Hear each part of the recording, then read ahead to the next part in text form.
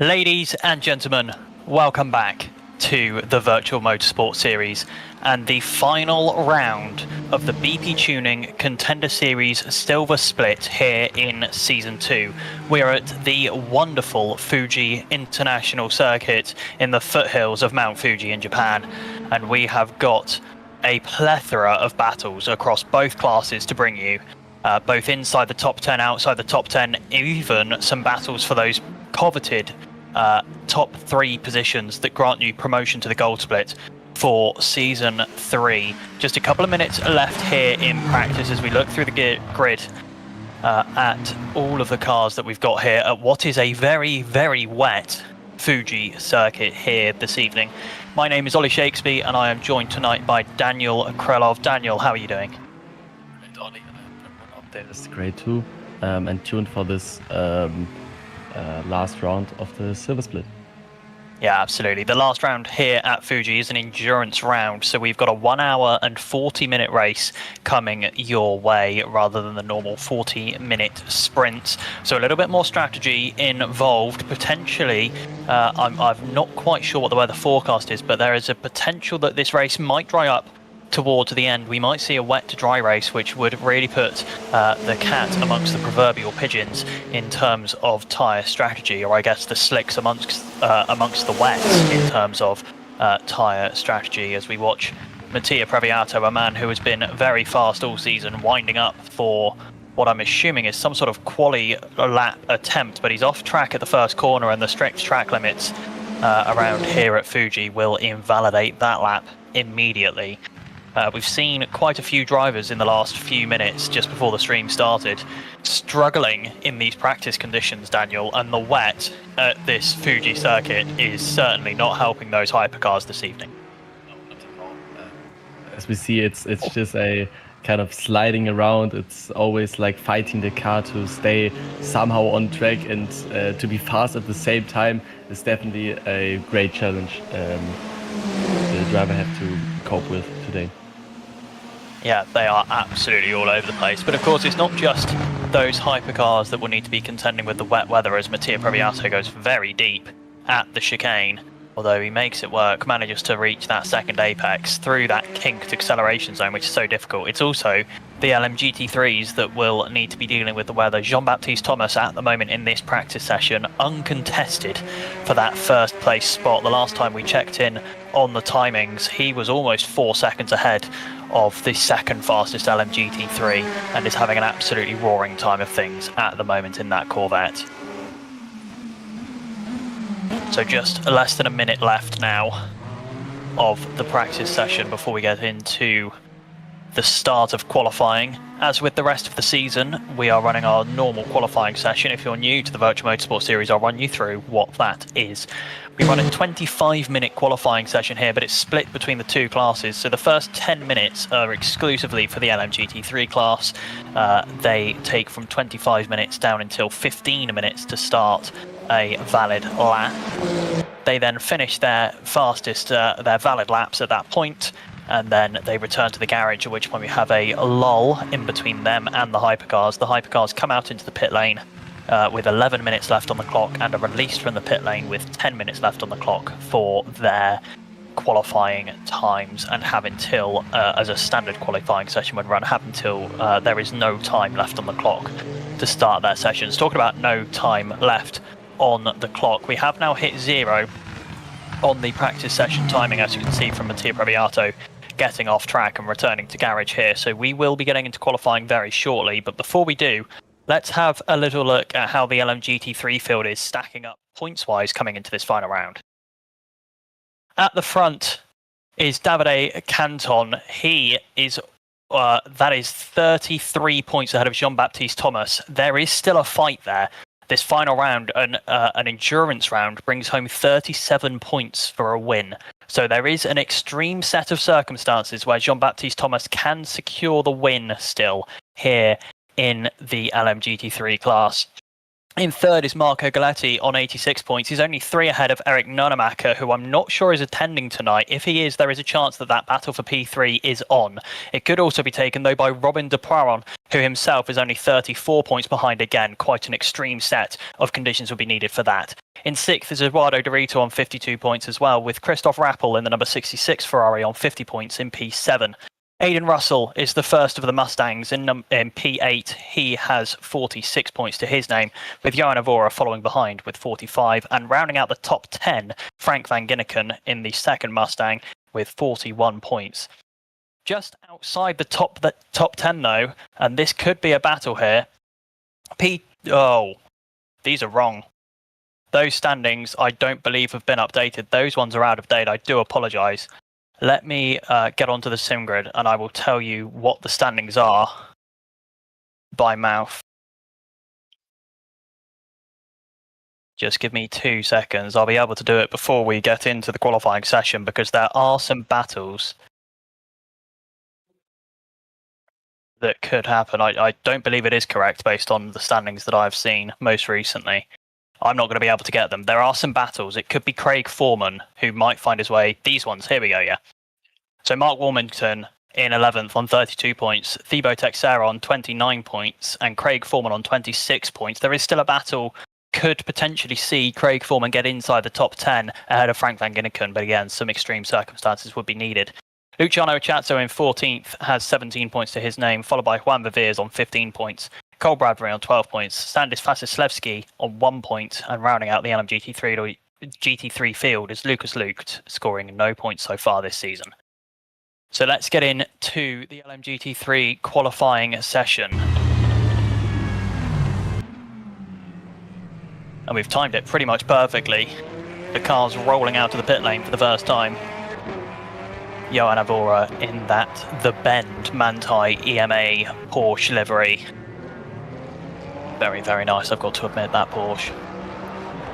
And it looks, Daniel, far, far drier than it was in practice, but crucially, windscreen wipers still going on these LMGT3 cars. Conditions, from what I see currently. Or is it raining? I can't really see. I believe it is because they've got their windscreen wipers going. But the actual track itself does look drier than it was come the end of practice, doesn't it? Yeah, certainly, yeah.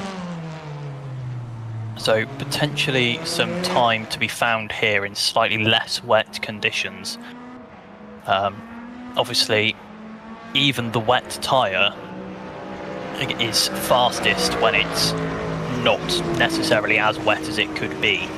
As there we go, there is Craig Foreman following Frank van Ginneken actually. The driver that he is just, I believe, 20 points behind, if my maths is correct, 46 to 26, yes it would be. So there is a chance that Craig Foreman could jump Frank van Ginneken into that top 10 in the silver split, but it would need to be an incredible race from Craig Foreman and an incredibly unlucky race from Frank van Ginneken for that to happen. As they come through the final sector, we're going to cut to Eric Nonemaker, who is here, and there's a chance that he could find himself inside the top 3 as well, all dependent on how these results go. It would need to be pretty much a race win from Eric Nonemaker for him to finish inside that top 3 to jump Marco Galetti, who, again, I don't believe is here with us this evening. Let me have a quick double check of the check-in. No, I don't believe he is. So still plenty of things to be decided across the next hour and 40 minutes. Only the 6 LMGT3 cars this evening. The final round, a lot of drivers feel that their positions are already cemented, whether it's inside the top 10 or outside the top 10, and have decided that this round is essentially a foregone conclusion, which is disappointing because there is still plenty of battling to be done. As we watch Jean-Baptiste Thomas, the Corvette man, fastest in practice by, it's got to be said, a country mile. Will he be able to carry that over into qualifying though, Daniel? What do you think? I hope, I don't think we got him on the top step yet, but do we? I think it was Evora, the Qatar round. Last week was the week before. I don't know who was, but I think Thomas was never a race winner. So I'm very glad that he is performing right now. So we will look into it, but I hope So, Jean-Baptiste Thomas did win the last endurance round at Imola. Or the season starting, sorry. That was the endurance round at Imola. So that was 1, 2, 3 rounds ago he won at Imola. So that was for round... No, that was 5 rounds ago, sorry. That was in round 3. I've done my maths completely wrong, counting backwards on our results posts. So yeah, round 3 he did take the win for the Imola endurance round, which gave him 37 points. At the moment, he's leading the way by half a second to Frank van Ginneken, although Davide Canton jumps straight to the top. A 1:48.533 puts him 2 tenths ahead of Jean-Baptiste Thomas, and these times are still slower than what we saw in the wetter practice session. I believe these cars were running, it was definitely a 1:45 we saw from Jean-Baptiste Thomas in that practice session. I don't know if there's a chance that it was dry at the start of the practice session and then started raining towards the end. But there was definitely faster lap times put in as Eric Nonemaker goes to the top of the field by half a second to Davide Canton, which is exactly what Nonemaker will want for his attempt to get inside the top 3. And Jean-Baptiste Thomas wrestling with that Corvette. Davide Canton off track. That'll be that lap written off for Davide. He'll still be able to get another 2 in after this, I believe, though, with 4 minutes left until... In fact, he might even be able to squeeze out 3 more laps from this with only just less than 5 minutes left of his qualifying time here. I think he'll be able to squeeze those laps out. He's got to watch out for whoever that is in front, though, Craig Foreman, because Craig is a little bit off the pace that Davide Canton has. And is that going to potentially impede Davide and possibly halt his qualifying progress a little bit, Daniel?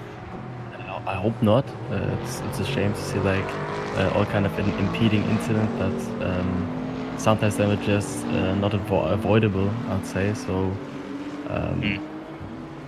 yeah, but great second sector from Nonemaker. It was purple, so he got some time left into his in his lap, obviously. Yeah, definitely still got some time in that lap. Is it going to be an improvement this time round? I don't think it is. No. No, fastest final sector, and was faster through the middle sector as well, but lost time in that first sector compared to his best lap. It was 3 tenths down in the end. Now Jean-Baptiste Thomas is a driver to keep an eye on. That sector 1 timing line should have been and gone already though, so he must have gone off track in that first sector, so this lap isn't going to be valid for Jean-Baptiste Thomas, which is going to be worrying for him. We're starting to get into the crunch time for these LMGT3s in qualifying. Only 3 minutes left. He should be able to squeeze out, it might only be, it's going to be 2 more laps I think for everyone. Craig Foreman down by 8.5 tenths to the best Sector 1 time, but improved on his personal best Sector 1. So it is an improvement for the BMW man. Potentially over the white lines there. Davide Canton missed the chicane in the background. It's not an improvement. Sorry for Craig Foreman in the middle sector there. That'll be disappointing for him. Davide Canton off track in the background, having to cut the inside of the famously tricky Fuji chicane. And Eric Nonemaker not improving either. Difficult conditions it looks like here for the LMGT3s. As Johan Avora starts another lap as well. Very wide line at turn 1. There's the rain. Yeah, from onward you can see it quite clearly. It's quite heavily raining right now. Indeed, I've definitely seen worse, but it's not going to be making it easy. With only the 6 cars on track, they are not going to be drying the track much. The track, I expect, will be potentially getting wetter and wetter rather than drier, which is what these drivers will want. Because as I say, even the wet tyres work best when the track is relatively not wet. The more standing water there is, the more those wet tyres struggle to clear it all away and keep that solid surface contact with the racing surface. And I think that is the case because no one is improving anymore. Jean-Baptiste Thomas, 6.5 tenths down through the first sector. He will get another try. It will be one more lap for Jean-Baptiste Thomas, but it just doesn't look like anyone's improving at the moment, Daniel. It's just looking like the conditions were far better in the second, or I don't think the first lap and the second lap, the conditions were like the best they have been in this whole session. So yeah.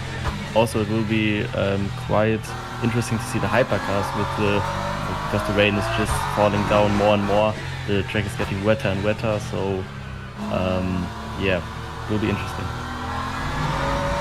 Yeah, it is potentially a game of who can have their car in that window on the very first lap or the first or second lap before the rain continues to come down and we lose that kind of raceability, that qualifying edge that the track had at the start of the session. Davide Canton towards the line. It was an improvement in the first, a loss in the second. Will it be an improvement overall for Davide Canton? To the line, it is an improvement. No, it's not. It's slower overall. 48.797. It was a fastest final sector, but still not enough for him as Eric Nonemaker is into the pit lane. That's him done. Not an improvement on his time on that lap, and just knew that another lap wasn't going to improve either. Jean-Baptiste Thomas is in the pit lane. Johan Avora is still out there, but 1.1 seconds down overall, and already 9 tenths down in that first sector and off track. So that is going to be his qualifying over as well. And I have a funny feeling that leaves everyone in the pit lane, unless Frank van Ginneken's still out on track. 8 tenths down in that first sector. The track definitely slipping away from these LMGT3s, pun not intended, in terms of it being wet as well. And Craig Foreman just, very, very down. Everyone struggling to improve now as this track continues to soak up the rain that is falling.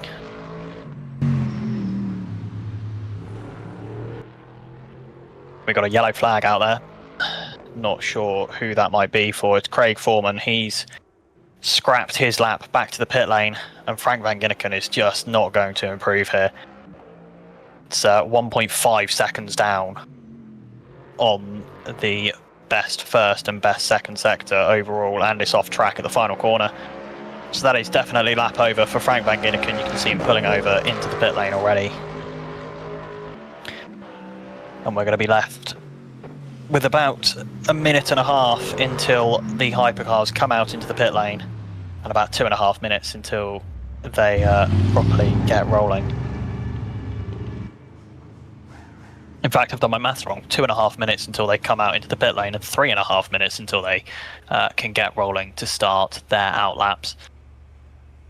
So it is Eric Nonemaker overall on pole in LMGT3. Davide Canton will start second with Davide Canton will start second with Jean-Baptiste Thomas starting in third in the Corvette. A good result for Eric Nonemaker, whose 37 points, if he wins, could potentially launch him into the top 3 before any other results are logged and before, of course, the stewarding window is closed.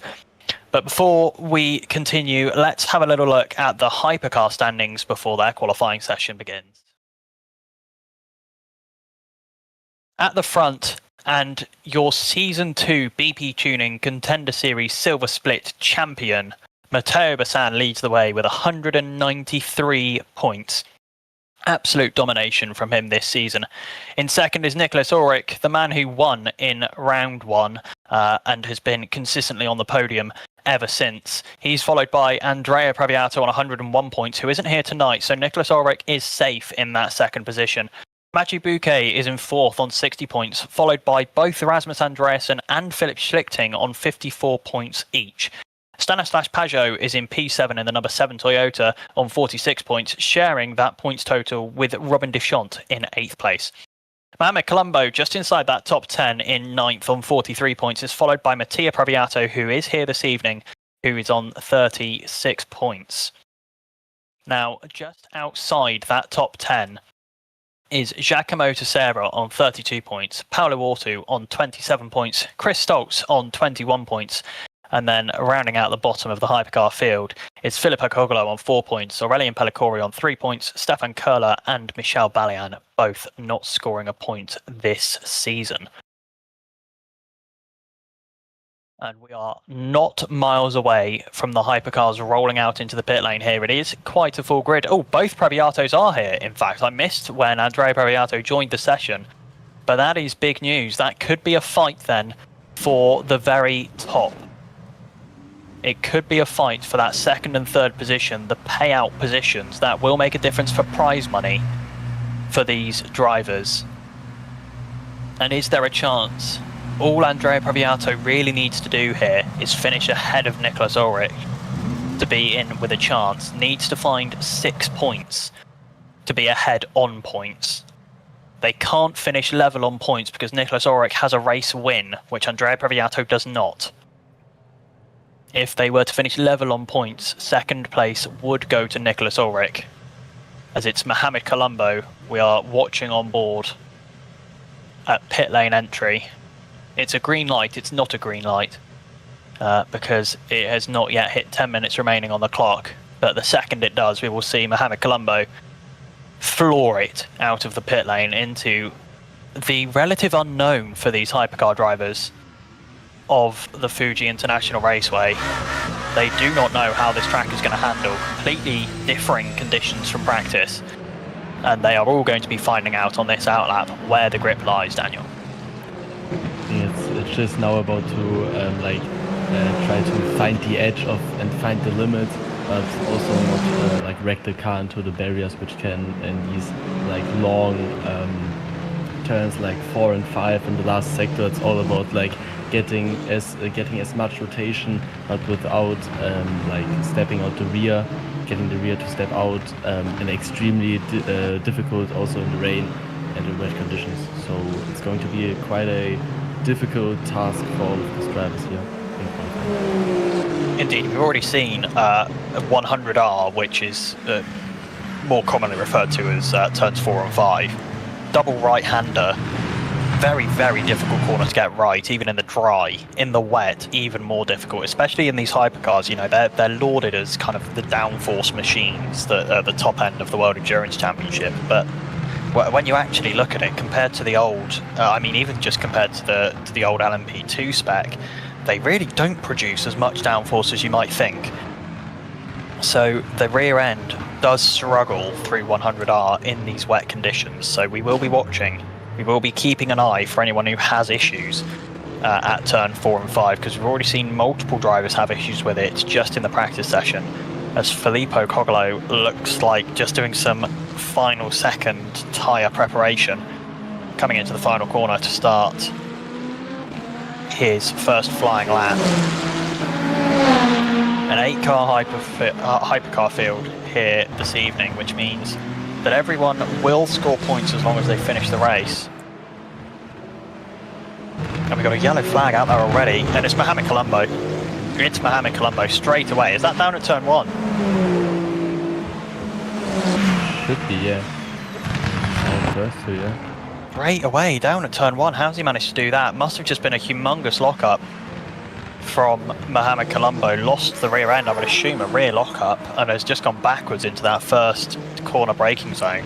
He's going to have to try and get that back to the pit lane and get it fixed, because otherwise he's going to be starting dead last. Robin Deschamps, that means leading the way in the hypercar field at the moment. First man through any of these sector timing lines, which means he will appear as all fastest sectors for now.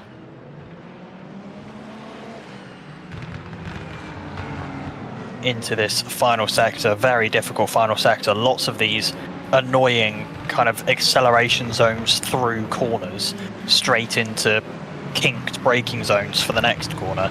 Can be very, very difficult to get right. As we see the Previato brothers following each other nose to tail pretty much through the final sector there. And it looks like almost potentially a little bit of a dry line forming out of the final corner there. I think these hypercars potentially doing a slightly better job of drying up the track than the LMGT3s did. It's a 38.795 the first time on the board. Nicholas Ulrich beats that immediately, a 37.411. Previato, I believe that's Mattia, goes into third, with Andrea Previato jumping to the top. Indeed it was, a 37.198, just 2 tenths ahead of Nicholas Ulrich. And crucially, if they were to finish the race in those positions, obviously still a long way to go, 6 minutes of qualifying and then an hour and 40 minutes of racing. If it were to finish that way, Andrea Previato would go ahead of Nicholas Ulrich on points alone and take second overall in the hypercar standings here in the BPtuning Contender Series Silver Split. But Nicholas Ulrich punches straight back, 6 tenths up on the fastest sector time in sector number 1. And he is not taking that time from Andrea Previato lying down, is he, Daniel? That's quite a great pace to which we can like witness right now from Ulrich. So but we can see like out of the acceleration zones, it's really difficult to keep the car straight and to not like get the rear to step out all the time. As you can see, it's quite a battle with the car and to like get it inside the track limits and get it right and fast. So it's always extremely difficult, especially in these hypercars in the way. Indeed. Really interesting watching Nicholas Ulrich's onboard there is how much these hypercar drivers rely on the slip angle on the exit of the corner. I'm sure you can see there, Nicholas Ulrich as he goes to the top, the lap time of 36.9. It's not fast enough though, because it's now a 36.6, and I'm assuming that'll be Andrea Previato who's come in and swept him away just as soon as that lap time was posted. Indeed it was. Andrea Previato seeing the 6 tenths of improvement from Nicholas Ulrich and just putting 3 tenths back on him again, just because he can. Just because he can. But this is a tight battle at the front. The top 4 covered by just half a second as things stand. Mohamed Colombo still in the pit lane. I don't think he's going to get a lap in. Filippo Cogolo yet to post a lap. Andrea Previato is purple again in sector number 1 by a tenth and a bit. Can we have a look at Nicholas Ulrich? Is there an improvement from Nicholas Ulrich as well? No, it's not. Nicholas Ulrich is down. Crucially, Nicholas Ulrich down on his time, and now has Mattia Previato right behind him. Oh no, that's not. Is that... Who's that that's directly behind Nicholas Ulrich then? Is it... I guess it must be Robin Deschamps then, because Philip Schlichting just leaving the pit lane. Yeah, no. Who? What? I'm very confused. There appears to be an extra Ferrari on the track that we don't know about. Lost time in the middle sector there for Andrea Previato. Disappointing for him. But it's not massively going to matter, I don't expect, as his brother Mattia Previato goes right there with him, 5 thousandths. And it is currently a front row lockout for the Previato brothers. In fact, I apologise. That was Mattia Previato going faster than Andrea Previato by 5 thousandths of a second. Andrea actually in second at the moment in qualifying. Nicholas Ulrich over the white line. That lap will be invalid. But Mattia Previato to the top of the timing table. I believe that is the first time we've seen that this season, Daniel.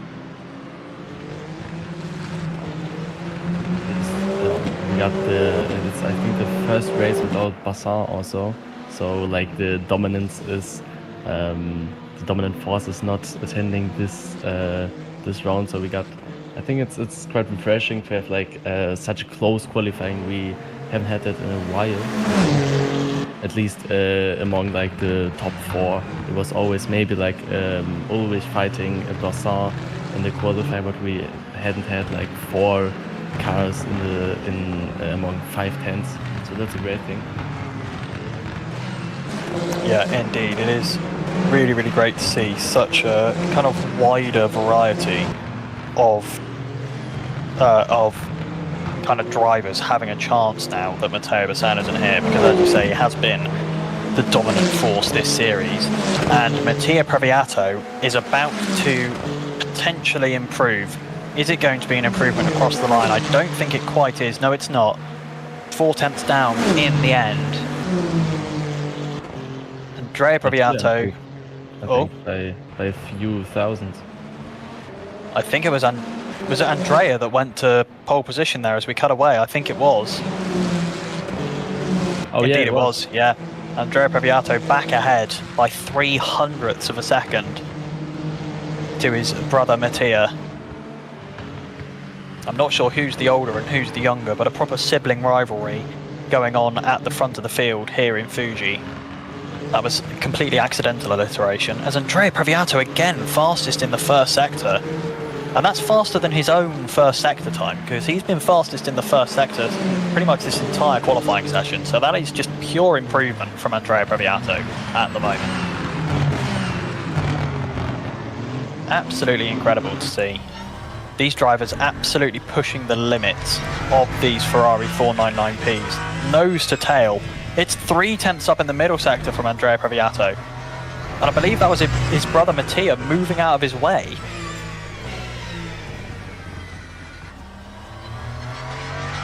And is there potentially something a little bit more than just a brotherly rivalhood going on here? Is it potentially tactical from the Previato brothers? They know that Andrea is fighting for that second place, and at the moment Mattia is a car in between him and Nicholas Ulrich, which secures more than enough points for Andrea to take third. Yeah, Schlichting improves as well, and Ulrich is in the pit lane, so he's not going to improve. It's not possible. Andrea Previato back to the pit lane, having improved, now 0.3 up on the field. Philip Schlichting, I think, managed to get another lap started. We'll see when he comes through the end of the first sector whether he did manage to get another time. Another lap started before that session ended. Like, these guys are pushing like they've managed to get to the line, aren't they?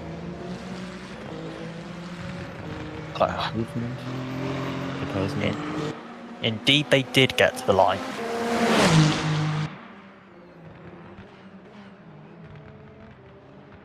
Oh, big lock up there from Philip Schlichting and mounting that curb. Oh my days. Well, any improvement that there was coming has disappeared there, it's got to be said. Massive, massive moment off the exit of the chicane. Mattia Previato has pulled over. He knows his shot at pole is gone. Philip Schlichting, it's an improvement in the first sector, but he's down in the middle. It would need to be a gargantuan effort in this final sector for Philip Schlichting. Oh, did he edge over the white line there? I don't think he has. His lap is continuing to the line. Is it going to be enough for an improvement for Philip Schlichting? Is it going to put him ahead of Mattia Previato? I don't think it is. Over the line. No, it doesn't, but it puts him very, very close. Just 14 thousandths off of Mattia Previato, and the front of the hypercar field here is incredibly close. With an hour and 40 minutes of wet racing here in the foothills of Mount Fuji coming your way, this is going to be incredible. And here's the grid. On pole position overall, we should get the starting order coming. Just a little technical glitch at the moment. I think we've got to wait for everyone to return to the pit lane. But what an absolutely incredible lap, it's got to be said, from Andrea Previato. Him and his brother Mattia trading punches all the way through that 10-minute qualifying session, but in the end Andrea comes out on top, and crucially, here we go, now we've got the order. Andrea Previato on pole ahead of Mattia Previato. It's a brotherly lockout on the front row here in Fuji this evening in the Ferrari 499P hypercars. I have a funny feeling that this graphic might just be broken, because it is not cycling through like it's supposed to. Not quite sure what's going on here. Bit of a technical bug.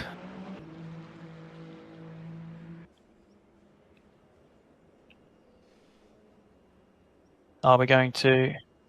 Yeah, we'll try once more and see if we get it. On the front row is the Previato brothers. Andrea on pole and Mattia in second. Here we go, now we're cycling through. On row 2 in third, it's Philip Schlichting ahead of Nicholas Ulrich, the man who's fighting for second in the championship.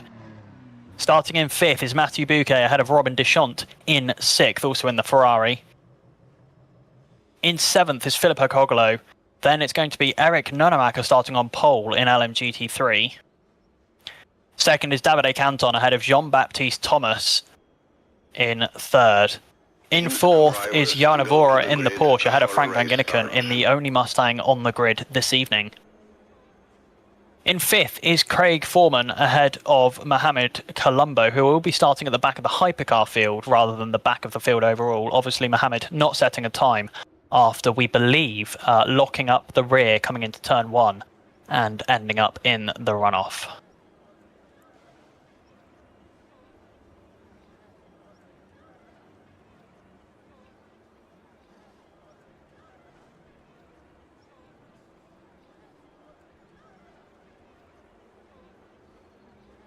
So here we go now, just waiting in the countdown for the race. Cars going to the grid.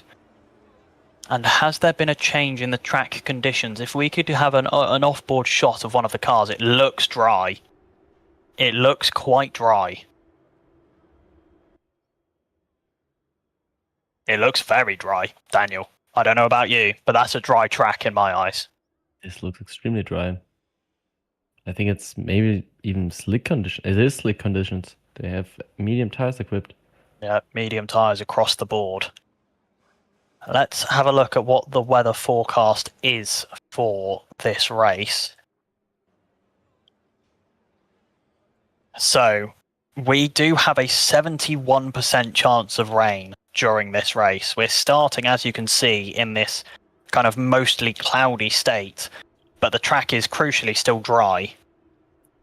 But I believe we will be getting to wet conditions. We will see rain before the end of this race, which is potentially why there we see Philip Schlichting taking left side hard tyres.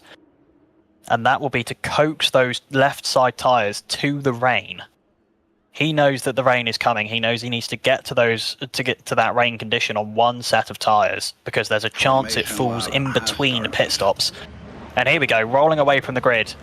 For the start of the race is Andrea Previato leading the way ahead of his brother Mattia for the final round of the BPTuning Contender Series Silver Split here in Season 2 at the Virtual Motorsport Series. They're rolling down the front straight. There are still places up and down the grid to be decided. Points to be gained. Prize pools to be won. Ahead of an hour and 40 minutes of racing at one of the greatest endurance tracks of all time. And now we wait. Waiting for the lights to go out. Waiting for that green flag to wave.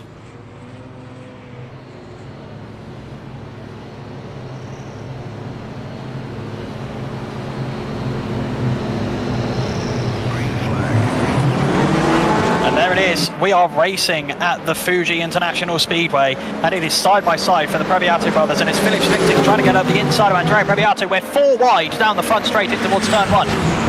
The Previato's in the middle between Nicholas Ulrich and Philip Schlichting. He tries to go up the inside, isn't going to make that move happen. Andrea Previato does come out ahead of Mattia Previato there, side by side in the background. Nicholas Ulrich has lost out to Philip Schlichting, with Bouquet still in 5th.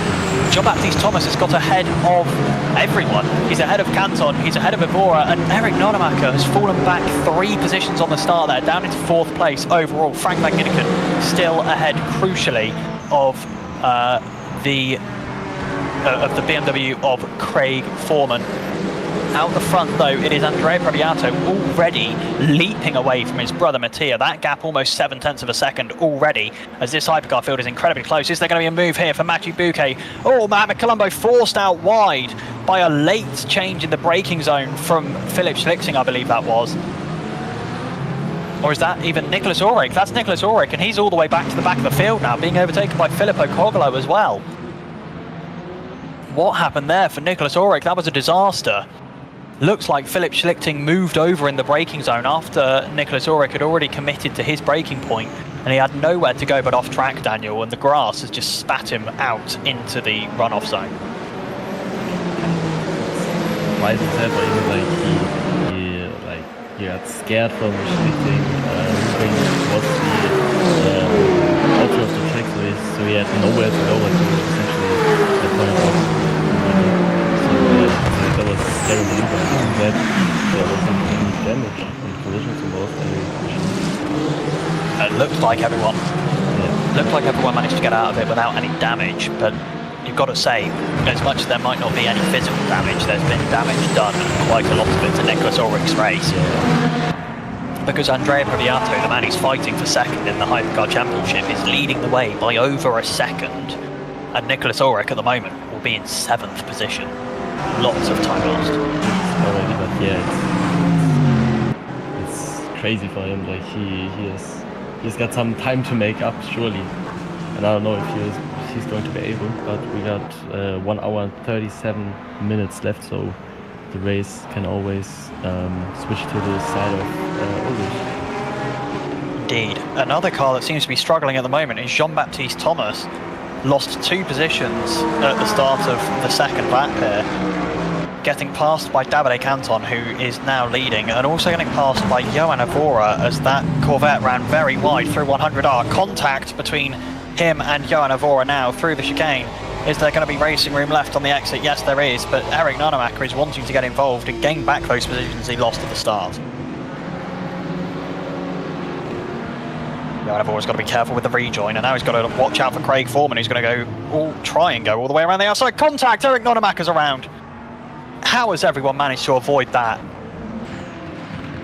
I thought surely there was... I thought that surely Frank Van Ginneken was going to T-bone him there on the exit of the penultimate corner.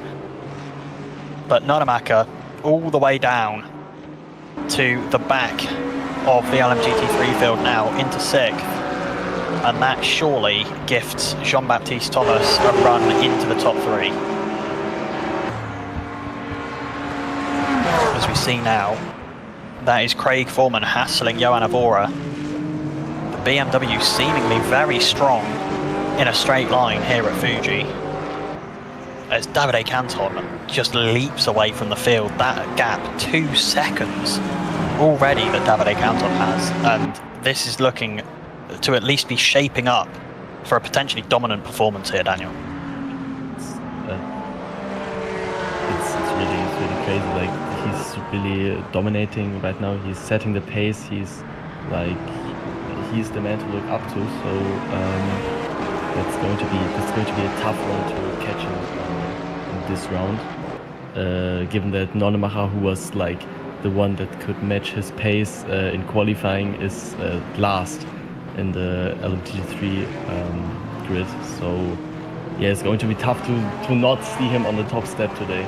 So yeah, he will be really disappointed, because he, like you said, had the pace in qualifying. He demonstrated really good pace in qualifying, but seems to have just fallen away in the race. And that contact, I believe it was with Jean-Baptiste Thomas, that contact. He was trying to go up the inside at the penultimate corner, and just a little bit of front right contact ended up unsettling the car and looping around.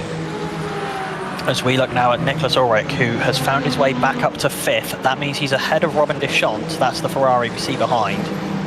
Now chasing down Mathieu Bouquet, also chasing down Robin Deschamps, is Mohamed Colombo, who started last, currently in 7th. And he's chasing down the Ferrari for 6th place. Mohamed Colombo seemingly having sealed his top 10 seat here in the hypercar class, but I have heard whispers, I have heard talks that he is considering a potential switch to the LMGT3 class, might end up doing pre-qualifying for season 3 and switching over to the LMGT3 class. He believes that he can be competitive further up the grid in the GT3 Ferrari 296 compared to his current Toyota GR010. Now, of course, if pre-qualifying for VMS sounds like something you are interested in, please make sure to head to the link in our YouTube bio, head to the Discord, and all of the Season 3 pre-quali regulations are there for you to see. It's a very simple 5-lap hot stint at the brilliant circuit de Spa-Francorchamps, which we will use, as that is a massive lock-up from Mathieu Bouquet into turn number 1, and Nicholas Ulrich gets past back to 4th, where he started this race from, but crucially 2 seconds behind that podium scrap, and he needs to get there and get there fast, although there is of course still an hour and a half of this race remaining. As it looks potentially, it's Philip Schlichting trying to size up a move on Mattia Previato here, Daniel. Looks like he's been constantly in this gap of like half a tenth or half a second, or maybe a little more, a little less. So he's seeking for second position. I think it looks quite good what he's performing today. So I don't know why we shouldn't see this coming today. No, indeed. Although that Ferrari does still look very unsettled coming out of a couple of these corners under acceleration. It's not only Philipp Schlichting. I think it is all the Ferraris we're seeing at the moment are a little bit unsettled under those acceleration phases. Just the rear end getting a little bit. It's going over the edge of kind of controlled slip angle into genuine oversteer. One of which is quick, the first, and the other is not quick.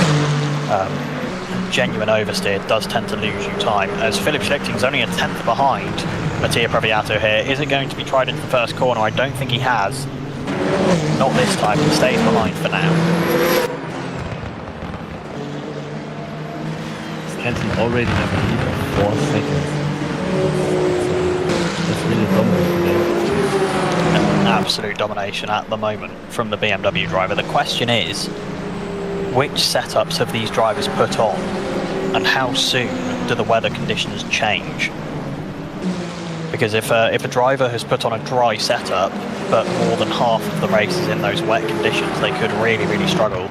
Whereas if a driver has put on a wet setup, but more than half the race is in the dry conditions, then they are likely to be disadvantaged by running kind of higher downforce setup and a setup suspension geometry that's set up for the wet tyres as well.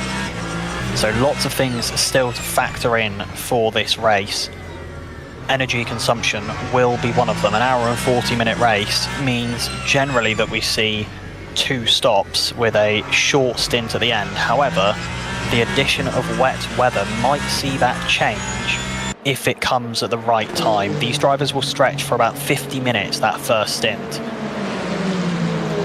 So might just be able to make it in the one. It will be incredibly close, especially if it rains in that second stint and they've already put on the wet tyres, because as we all know from watching racing ourselves, stints are always longer in wet conditions because you spend less time on the throttle pedal, which means less virtual energy usage, less actual battery usage, and of course less fuel usage as well, Daniel.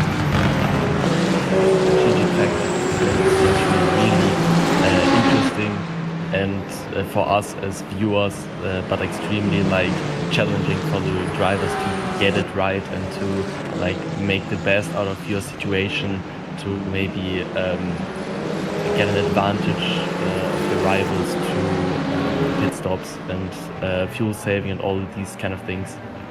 So it's going to be extremely difficult and also exciting to watch.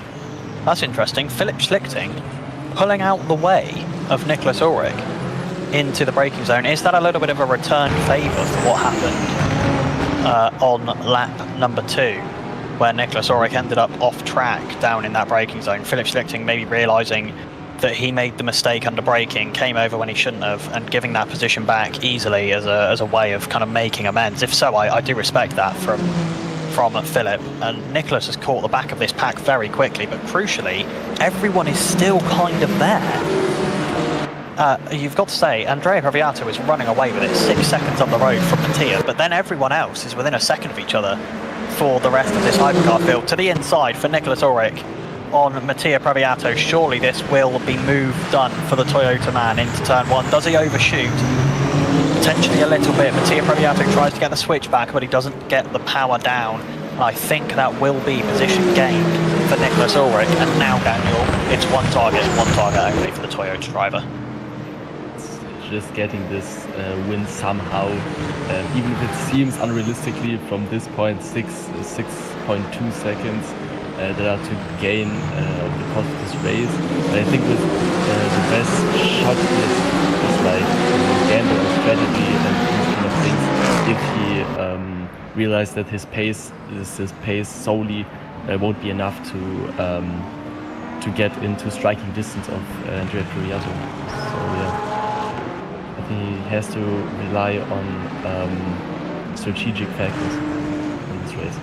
Indeed. And one more, I guess you could refer to it as a strategic factor, but it's a bit more a random factor. is the traffic that we've just seen Andrea Breviato cutting through. These LMGT3 class cars, obviously quite a bit slower around this track, about 12 seconds a lap, kind of 12 to 14 seconds a lap slower, which means that these hypercars will lap them. Was that someone off in the background of the final corner? It looked like there was a car out in the runoff. I think it might have just been a black flag board that caught my eye. Otherwise we would have yellow flags up. But getting through this traffic cleanly and quickly can be just as vital to your race as any other strategic element that you have, and Nicholas Ulrich is going to very handily get both of these LMGT3 cars and be able to return to the racing line, something that Andrea Breviato wasn't able to do. He had to go around them in corners, and we're 3 wide almost through 100R, 2 LMGT3s on the inside, and it's a fight now between Schlichting and Mattia Breviato. It's up the inside, I think, for Philip Schlichting. Indeed, he has got that move done. And Jean-Baptiste Thomas at the same time having to defend from Johan Evora. It is all going on at the moment. Filippo Cogolo now coming through that traffic. But it's Philip Schlichting ahead of Mattia Breviato, who is now going to have to defend from the Alpine of Mathieu Bouquet into the chicane. And already a 5/10 gap between Mattia Breviato and Philip Schlichting. And they're already 3 seconds back almost from the Toyota of Nicholas Ulrich. But it feels like this battle in the top 5 is just not going to stop. All of these hypercars still in a train from 4th through 8th. Oh, round! That'll be Robin Deschamps. Contact likely involving Mathieu Bouquet, who's also dropped down the order. And Mohamed Colombo now up into 5th overall. Not quite sure what's happened there, although Mathieu Bouquet trying to get back past, potentially no room for the Alpine there, although he manages to get a good run on the exit of the corner. Wow, brilliant acceleration phase from that Alpine A424, and Mohamed Colombo just tucks back in, unable to fight the Alpine through turn number 2 there. Really astonishing how close the field is to this point also. I think it's like P5, 6 and 7, and they are also separated by like a second, maybe, yeah, I think it's a second or some, maybe less. Oh, huge off for Mathieu Bouquet. Has he made it all the way to the wall? I don't think he has, but he's not going to be happy. There was contact with Mohamed Colombo. He rejoins on track in front of, I believe that is Mohamed Colombo, who's let him maintain the position there. And I think that might have been a bit of a brake check from Mathieu Bouquet there, displaying how unhappy he was with that move. And I think his suspension is very, very badly damaged, because he has not made it through the penultimate corner. And I think this will be a retirement. Indeed it is. Back to the garage for Mathieu Bouquet, and he is the first retirement of the race. That is very, very sad to see. What had been incredible racing up to that point. I think there was contact with Mohamed Colombo, who had made a valid move to the inside on the straight, and then Mathieu Bouquet just fired off, you've got to say, into the runoff on the exit of the chicane there. Really, really disappointing to see. Also got a penalty, I think it popped up on the top of the screen, so maybe even that led to the retirement also, was a factor. Because, yeah. I guess there's a potential. I guess there's a potential that he technically overtook Mo off track when he rejoined, when Mo tried to give him the position back. So I would assume that's what's happened there, is that he's tried to go past and has, Mohamed has tried to let him go past and has accidentally ended up triggering the off-track overtake system. Maybe that's why Mathieu Bouquet was going so slowly. He was trying to give that position back to Mohamed so that he didn't end up picking up a penalty. Yeah, potentially that is what we were seeing, as Craig Foreman is having a brilliant little race here, up into 4th at the moment. But the battle in LMGT3 really is between Johan Evora and Jean-Baptiste Thomas in second and third. As I say that, Johan Evora goes round, commentator's curse. Oh no. The first time we've properly focused on that battle all race, and it immediately comes to an end.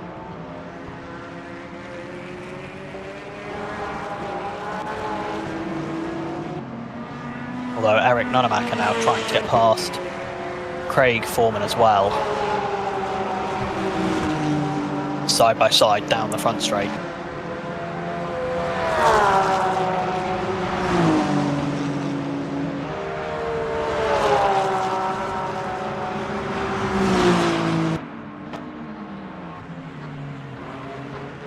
Under braking for Eric Nunemacher. He's got the inside line, which will be handy.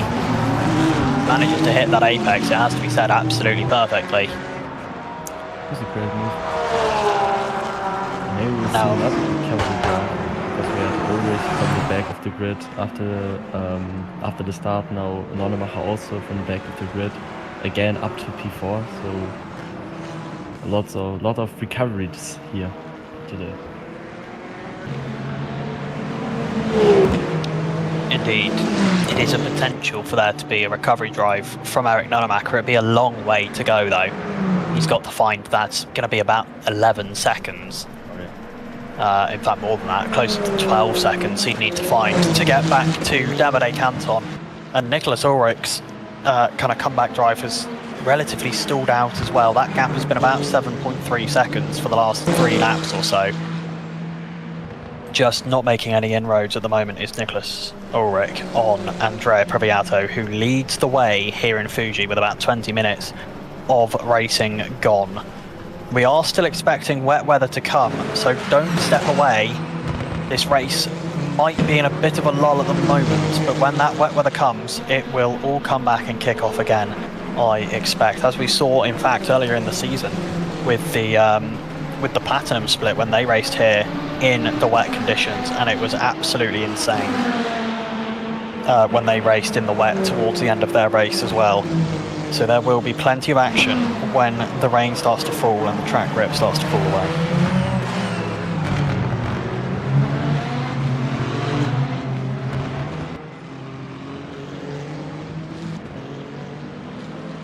That's what I would like to point out. I think with Galetti not attending this round, Nunemacher, if he does not retire, is safe until P3.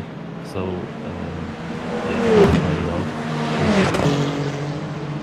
this is 2 points down to Galetti. Either way he finishes, he should pick up now 2 points. Yeah, as long as there is a finish recorded next to his name, it doesn't matter where he finishes, he'll score enough points. And the rain, there's the rain. Oh yeah. That is rain on the windshield of Philip Stichting. The wipers have activated and the rain is coming down, and it's early. This is very, very early for the rain. We're only 20 minutes in, they're not even anywhere near towards where they would want to be thinking about pitting for wet tyres or on fuel. They're nowhere near close enough on either account. How long do they brave it out? If they want to make it a one stop, they've got to make it to at least 50 minutes of this race left to make it on fuel, but that would mean they'd have to deal with half an hour's worth of rain on what are already beginning to be worn, slick tyres. And Daniel, I just don't know if that's possible. See, it's going to be really tricky and really challenging, and I don't think if that's going to be the fastest option also, with all of the sliding and all of the trying to not wreck the car. It may be the safer and faster option to just pit for wets, but we gotta see how heavy the rain will fall down. I think the maximum intensity is going to be relatively light, but even that will be enough to make the wet tyres the better tyre. The question is, like you say, how long it will take for it to get to that point. And I'm sure we're going to see drivers sticking it out as long as possible, because they know how crucial not making a second pit stop will be for their overall race time. Although, of course, I say they've got to get to at least 50 minutes. In the wet weather, there's a chance it could go longer, that fuel stint. and the virtual energy. So maybe we could see people pitting as early as an hour left remaining and be able to make it on fuel and VE. It would be some of the most intense lift and coast I've ever seen, although with the wet weather combined might be slightly easier to do. Daniel, do you think that might be possible? It will be extremely like it's going to solely be like focusing on saving as much fuel as you can possibly do. So it is an option to like maybe overtake the car in front without doing it on track essentially. So yeah, this could be an option. Yeah?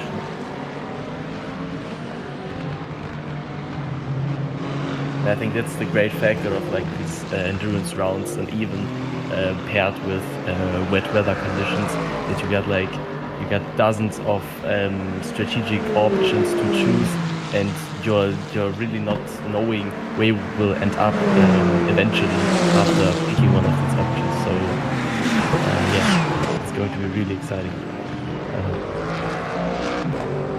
Yeah, still a lot to unfold throughout the rest of this race. It's what we're going to want to watch out for is when the rooster tails start kicking up off the back of these slick tyres.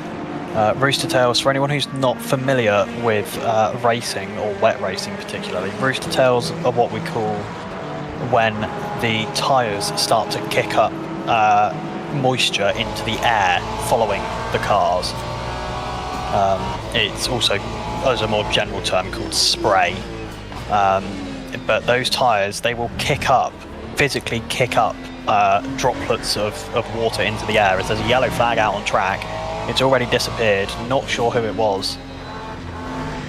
And Philip Schlichting is right back with Nicholas Ulrich. We've missed that. He's got right back to the rear end of that Toyota. It was Andrea Previato. It was Andrea Previato who's had problems. He's now only 1.2 seconds ahead of Nicholas Ulrich. I'm not sure what's happened to Andrea Previato, but that gap is down to a second, and the fight is on. Surely now, Nicholas Ulrich has his man in his sights for the first time this race, other than at the very beginning, when it all went so badly wrong for the Toyota driver. But he's got to think about Philip Schlichting behind. He can't afford to have a gap in between him and Andrea, and he doesn't. Nails that turn one apex, even with the later defensive braking. And that gap now below a second to Andrea Previato for the first time this race. As the rain begins to fall here in Japan, will Nicholas Ulrich be able to get his man?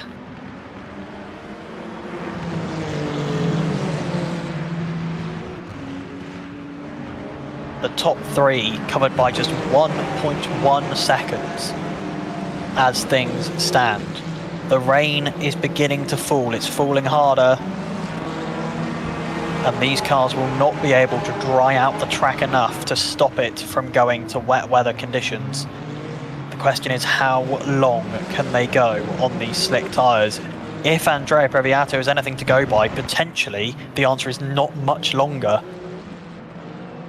Don't know whether that yellow flag was caused by the wet weather, the kind of slick track conditions, or if it was just another mistake from Andrea Previato, potentially involved in traffic or something. We will have to wait and see. I'm sure we'll find out after the race from the man himself. None of them have moved up to the podium place. Yeah, got past Johan Avora. He managed to catch. Potentially, we did have two yellow flags rather than just the one. So is it potentially that Johan Avora had an off-track moment at the same time, or at a very similar time to Andrea Previato, and both of those overtakes were made at the same time? Because Nonamaka is now only 6 seconds down on, not 6 seconds, sorry, 6/10 down on Jean-Baptiste Thomas, who's 13 seconds, almost 14 seconds down on Davide Canton, who is just absolutely steaming away with this Alum GT3 race lead right now, Daniel. It's a dominant performance of him. I'm saying this, I think, the third time today, but it really is. He's picking up seconds per lap. He's already 14 seconds up the second position. So, yeah, this is really, really remarkable to look at. Yeah, I understand saying so much that it's a dominant performance, because you have to acknowledge that it is.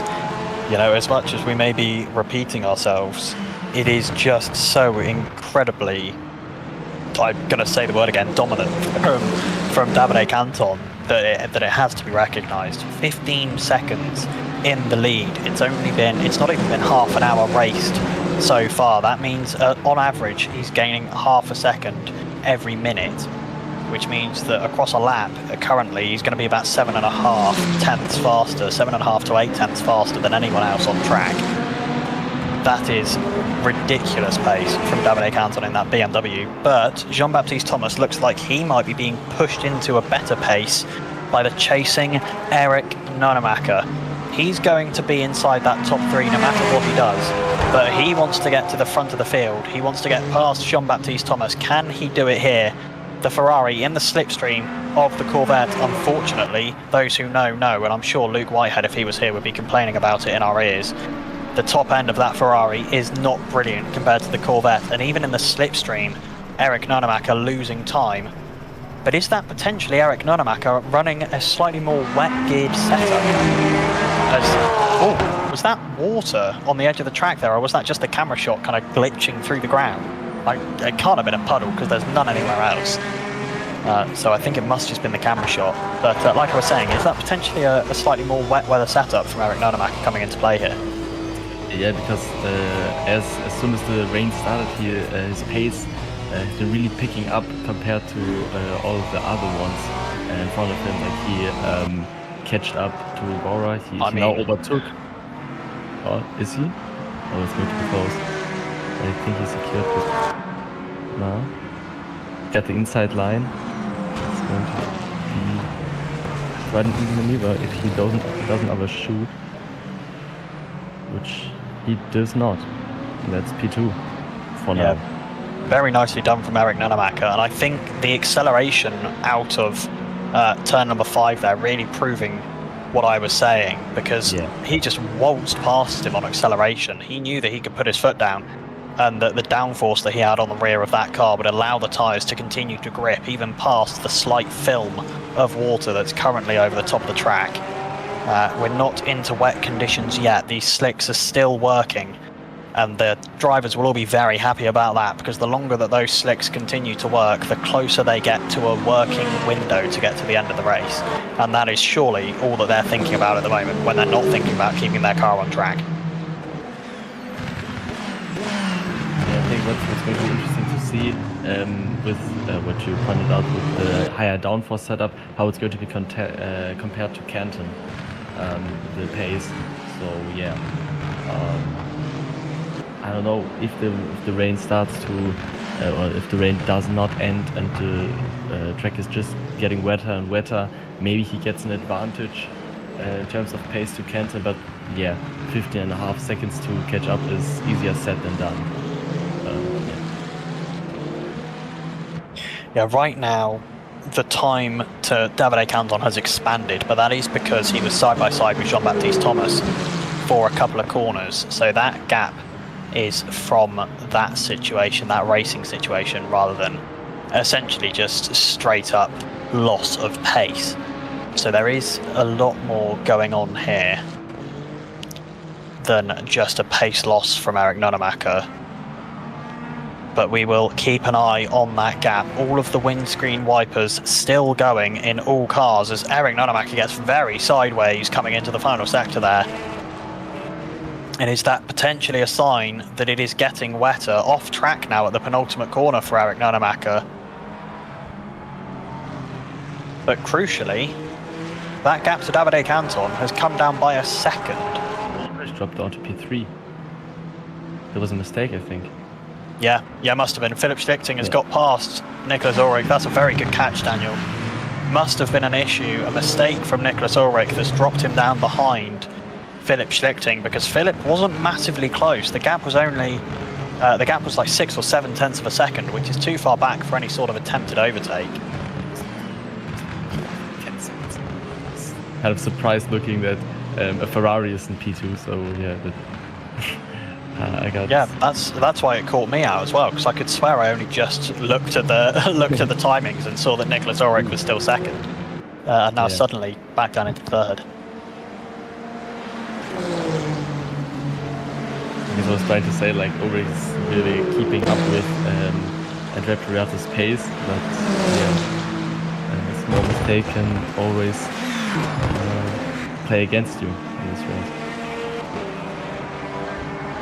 Or the sport generally. Yeah, the small mistakes can be managed is the thing. If you're losing, it's difficult.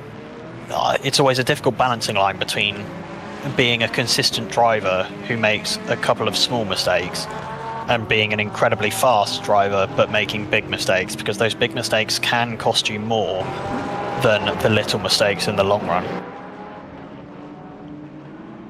And I think Nicholas Ulrich potentially proving that. It was only a little mistake that he made, but it's dropped him a position, and at the moment he is over a second behind Philip Schlichting and struggling to catch as the wet weather continues to cloud the Fuji International Speedway here in Japan. It's not going to be long until the drivers are starting to think about pit strategy. When will they come into the pit lane? It all depends on, I think it's all going to depend on when they think the wet tyre becomes the better tyre. They're going to stay out as long as they physically can. And if it's not because they've run out of fuel, it will be because the wet tyre is the better that they come in. But a long way to go yet. In fact, if we could have a look at the, I don't know if we can have a look at the fuel number, see what fuel people have got left on board. And so that'll be that's the VE number, I believe, that's showing. And Nicholas Ulrich has an extra lap. 6%. In fact, he might have an additional 2 laps if he can stretch it well. Potentially an additional 2 laps of virtual energy for Nicholas Ulrich compared to the front 2. And that is really interesting, because surely that would mean if Nicholas Ulrich had been pushing harder, that he could have been right there with them. In fact, it's going to be almost, it's like, I think it's like 6.5% additional virtual energy compared to Andrea Previato, and that's the man he's really fighting with.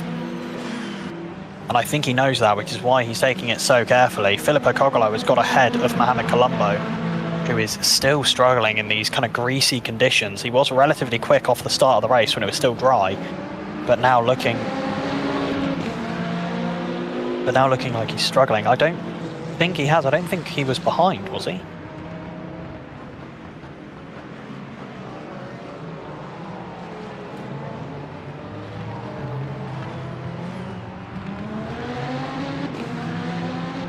Our broadcast director pointing out to me actually that Mohamed Colombo was behind Filippo Cogolo following the contact between, I believe it was Mathieu Bouquet and Robin Deschamps. So actually this is Mohamed Colombo catching back up to Filippo Cogolo and looking to get past rather than the other way around. Do apologise for the slight misinformation on my behalf. Obviously without being able to see what's going on outside the top 5, it can become somewhat difficult. And a yellow flag out on track. It's only momentary, and it was Nicholas Ulrich. It was Nicholas Ulrich that was off track. I don't know what happened, but that gap has surely opened up again. It's the interval gap we're now seeing, and that gap to Schlichting is up to 5 seconds now, which means that the gap to Andrea Previato is 8 seconds, and I don't even think that the 6 or 7% of virtual energy is going to be enough there.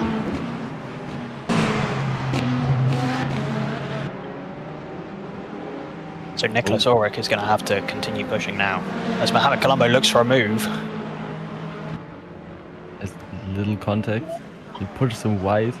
Little contact. Massive lock-up for Filippo Cogolo, rejoining the track in the middle of the braking zone. Really had no choice, really. Yeah. That's the thing with side to the turn 4 and 5. It's really like tight, and it's really easy to like get to the edge of the track, to the outer edge of the track, and essentially pushing the car on the outside of the track, which we just saw.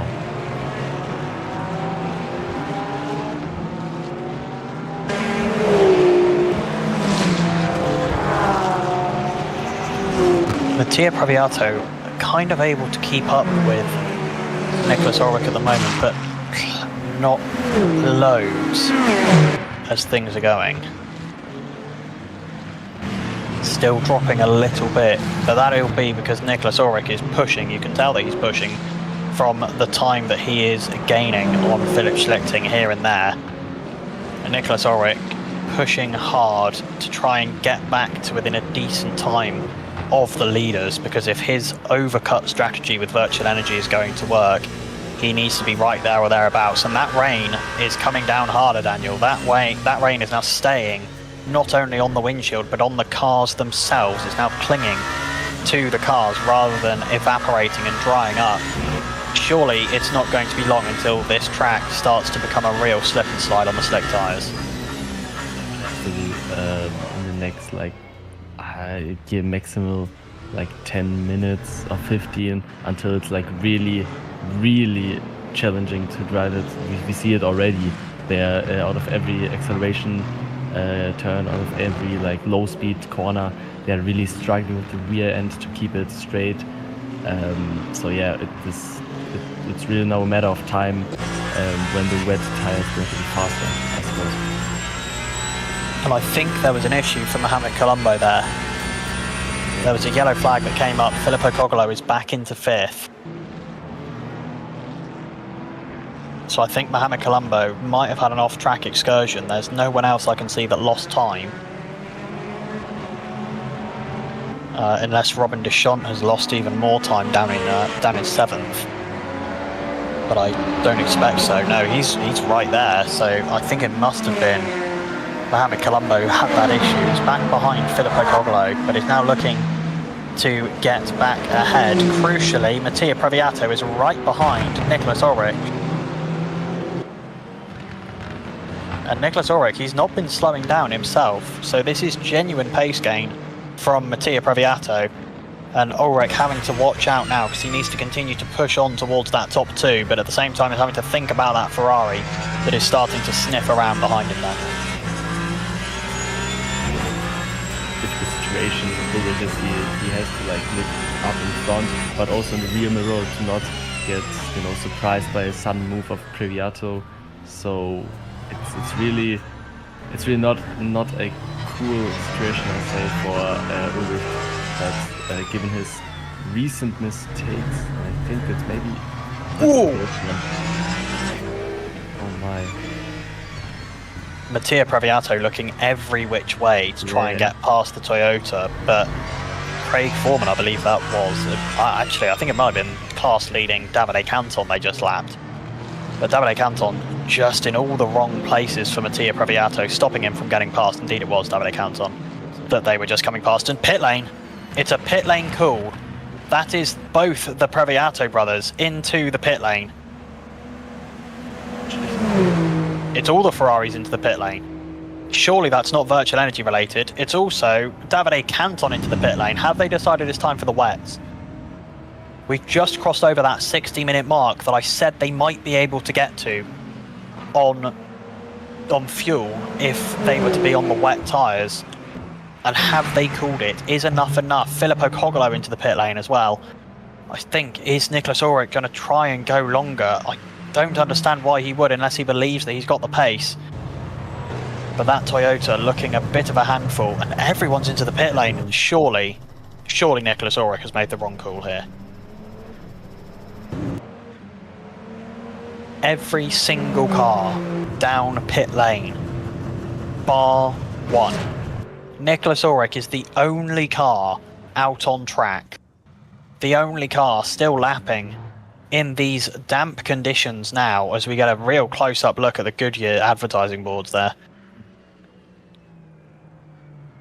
The only car still out there, the Toyota, and surely, Daniel, he's made the wrong call here unless he's going to blindside everyone with some brilliant laps in the changeable conditions here. It's really difficult to judge that from not being in the car, but I don't think that everyone blunders on this track conditions.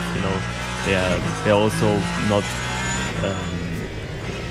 they're also driven here for a half an hour. I think they quite know what to do. So I don't think that Ulrich has made a exceptional move here, because he's in the pits now too, and lost quite a lot of time in this extra lap he did. So yeah. I guess the thing is that Nicholas Ulrich he's still going to save time in the pit lane compared to the others, because he still will have had more virtual energy after having done an additional lap than anyone else would have done when they came into the pit lane. And he now has more virtual energy to run to the end of the race, because he can fill up to 100% and utilise more virtual energy per lap to potentially make some overtakes. Talking about making overtakes, is Mattia Previato going to get past Philip Schlichting? It's the move he attempted on Nicholas Ulrich just a short 2 laps ago. A little bit of contact between the two Ferraris. Mattia Previato tries it all the way around the outside at the penultimate corner.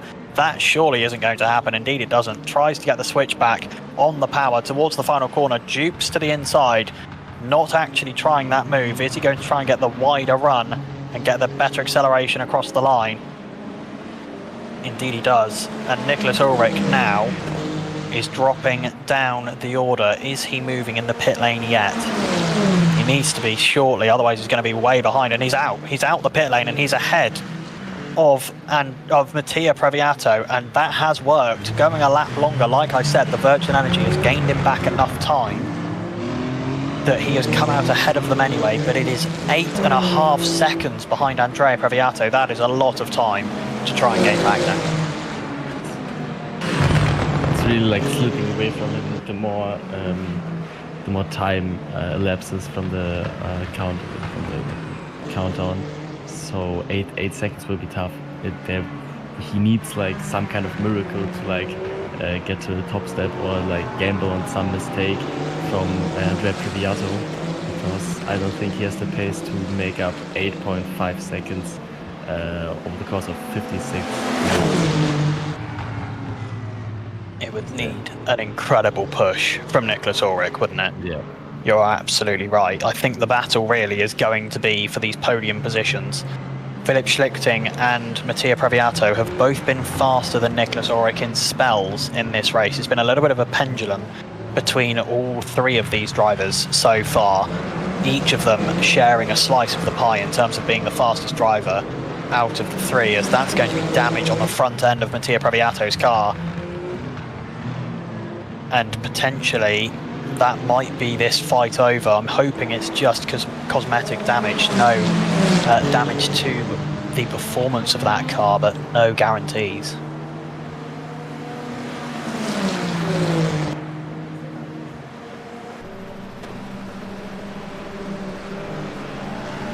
I'm correct, nothing really changed the G3 grid. Everything stayed more or less the same. Only a few gaps like increased or decreased. But yeah, very settled field, I'd say, right now. Not a lot going on in terms of battles and fights right now.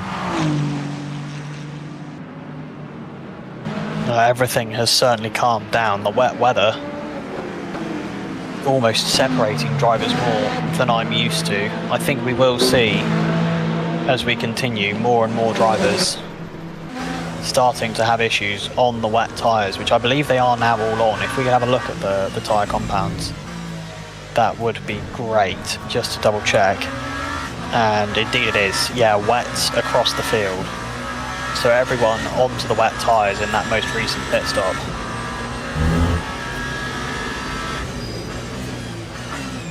Oh, that's late on the brakes from Mohamed Colombo, and he's hit Filippo Cogolo.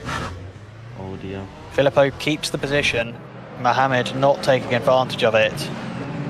But that is some big contact on the front of that Toyota. Doesn't look necessarily like it's picked up any damage though, which I'm sure Mohamed will be very, very thankful for.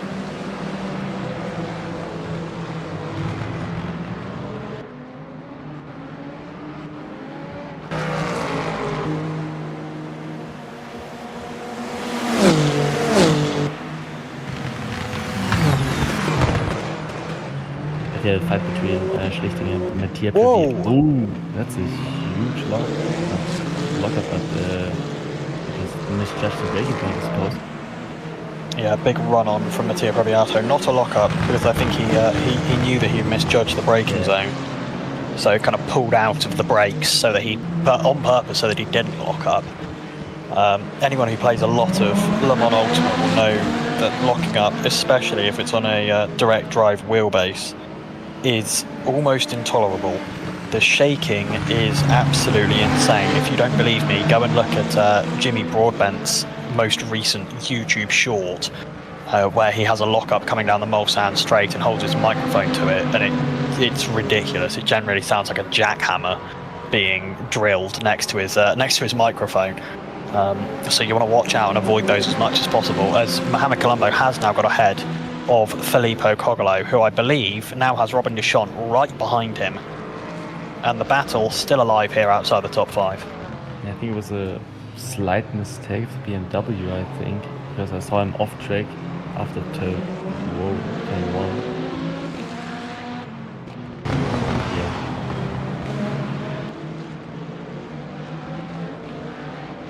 And Deschamps has got past, ahead of the BMW driver of Filippo Cogolo there, who looks to be really struggling at the moment. I don't know if that contact with Mohamed Colombo has done more damage to the rear end of that BMW than it's giving away, because Filippo appears to be really, really struggling at the moment and looks to be coming into the pit lane, so I think it must be damage for the BMW driver, taking it carefully. Disappointing for Filippo Cogolo, at 1 point running P5, the highest he's run all season.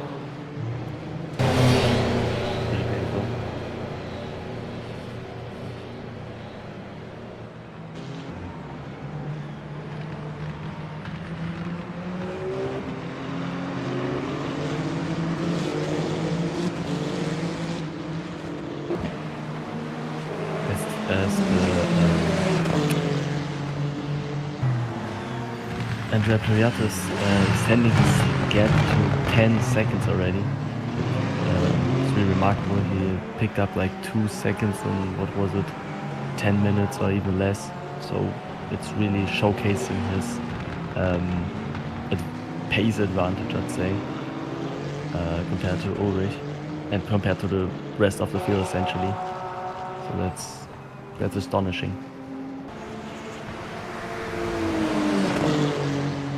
Yeah, although Nicholas Ulrich is not gaining, as Robin Deschamps has got ahead of Mohamed Colombo as well. Robin Deschamps now inside the top 5, and I think that damage has scuppered Mohamed Colombo's race a little bit here. You can see it now a little bit more, the wrinkles in the front end bodywork of that Toyota, causing him to struggle quite significantly.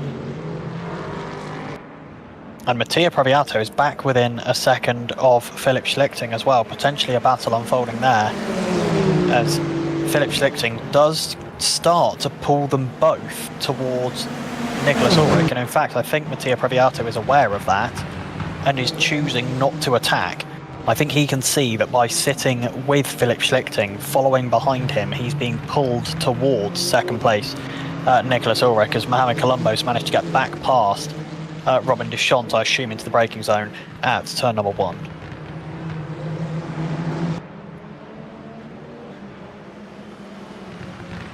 We're hearing from broadcast management that it's a retirement for Filippo Cogolo. Disappointing for him, at 1 point running P5 in this race. It was looking to shape up very nicely for him to be his best result of the season by quite a way, but unfortunately just not coming together, and having to retire with less than a stint of time left in this race. Must have been some unfixable suspension damage, which is really, really disappointing to see, as Mattia Breviato up the inside of Philip Schlichting, but Philip Schlichting gets that cutback, gets the power down, and they are alongside. They've got to be careful here, because surely the aim now for both of them is to catch Nicholas Ulrich rather than to fight with each other. So I'm not really sure what benefit this is doing either of them.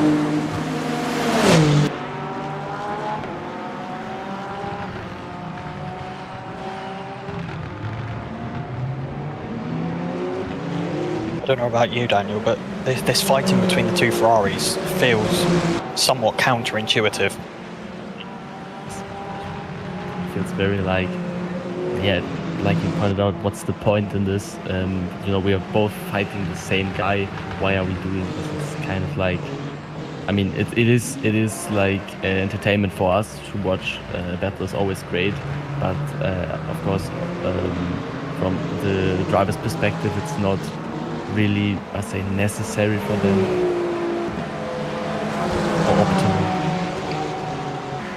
Yeah, because again, now this gap that was down to 1.0 seconds between Previato and Nicholas Ulrich is back up to 2.0, and is going to continue expanding as Previato goes very, very deep into the chicane, and they're now going to be fighting all over again and just losing more and more time. The gap was down as low as exactly a second coming down the front straight, and they've continued to fight. Have lost themselves 1.7 seconds. There's a chance that both of them can finish on the podium here rather than one of them, and yet they seem to be more content to fight for third place rather than working together to fight for second. It's a little bit questionable.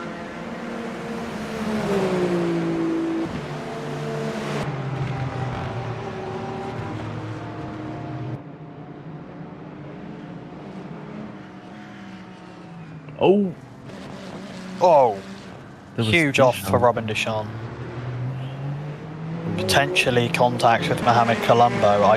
We cut to it after the spin had already begun. But I think, surely you've got to think for him to be off like that in that corner, there must have been some sort of outside influence on his car. So potentially contact again being caused by Mohamed Colombo.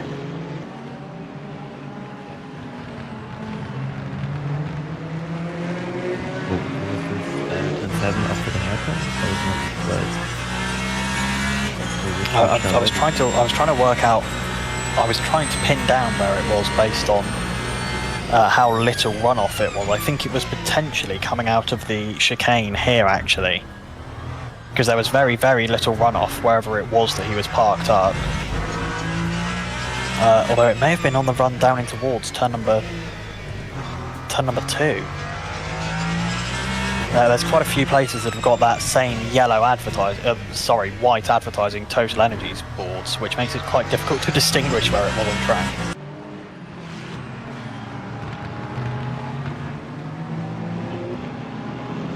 I thought it was like a huge slide. I was already on my surprised. And Philip Schlichting now losing the time there, almost a second behind Mattia Previato, but what this is allowing is for them to both catch up now to Nicholas Ulrich properly. That gap back down to 1.5 seconds. They've got Eric Nonemacher ahead of them, who has damage. Looking at the front of that Ferrari, there's definitely damage on the front right of that car, because there is no rain that's settled on it from a graphics point of view, which means there's damage because it's all crumpled. So now we will wait and see.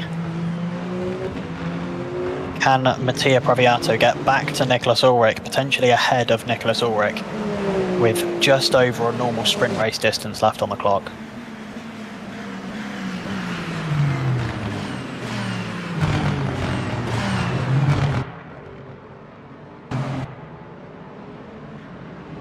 Surely got to be his main objective in this race. I don't see it. See reason not happening. He had like great pace in quali, great pace in the race over like the whole course.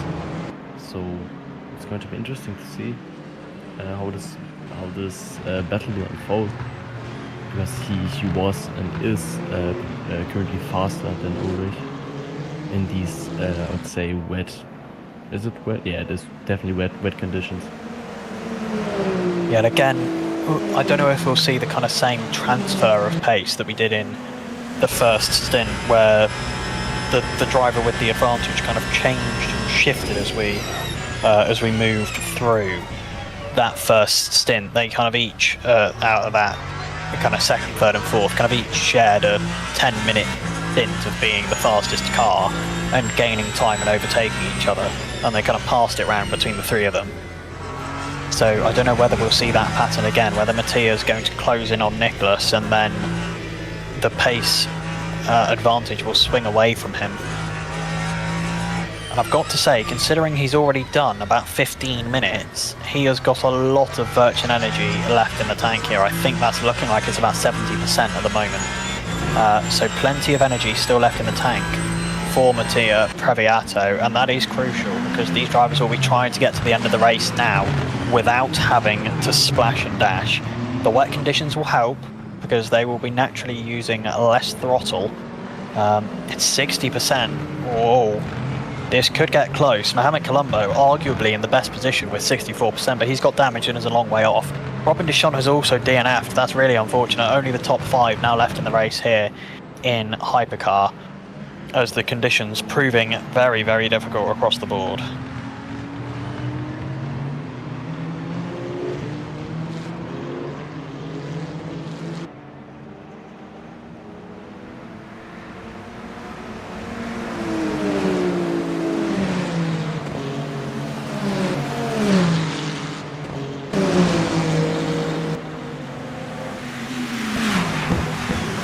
Mattia Previato still closing that gap, inching that gap smaller.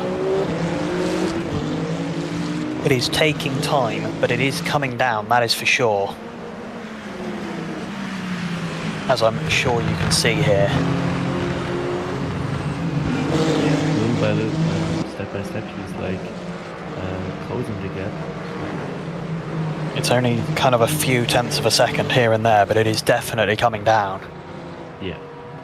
And I will be back in just a second, as I'm sure you can hear my voice is starting to give up. So I'm going to go and get myself some water and hope that I can get it to the end of the stream.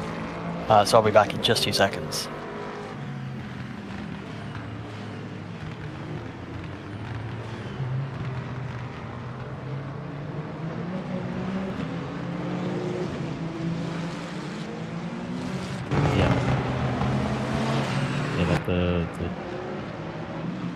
What?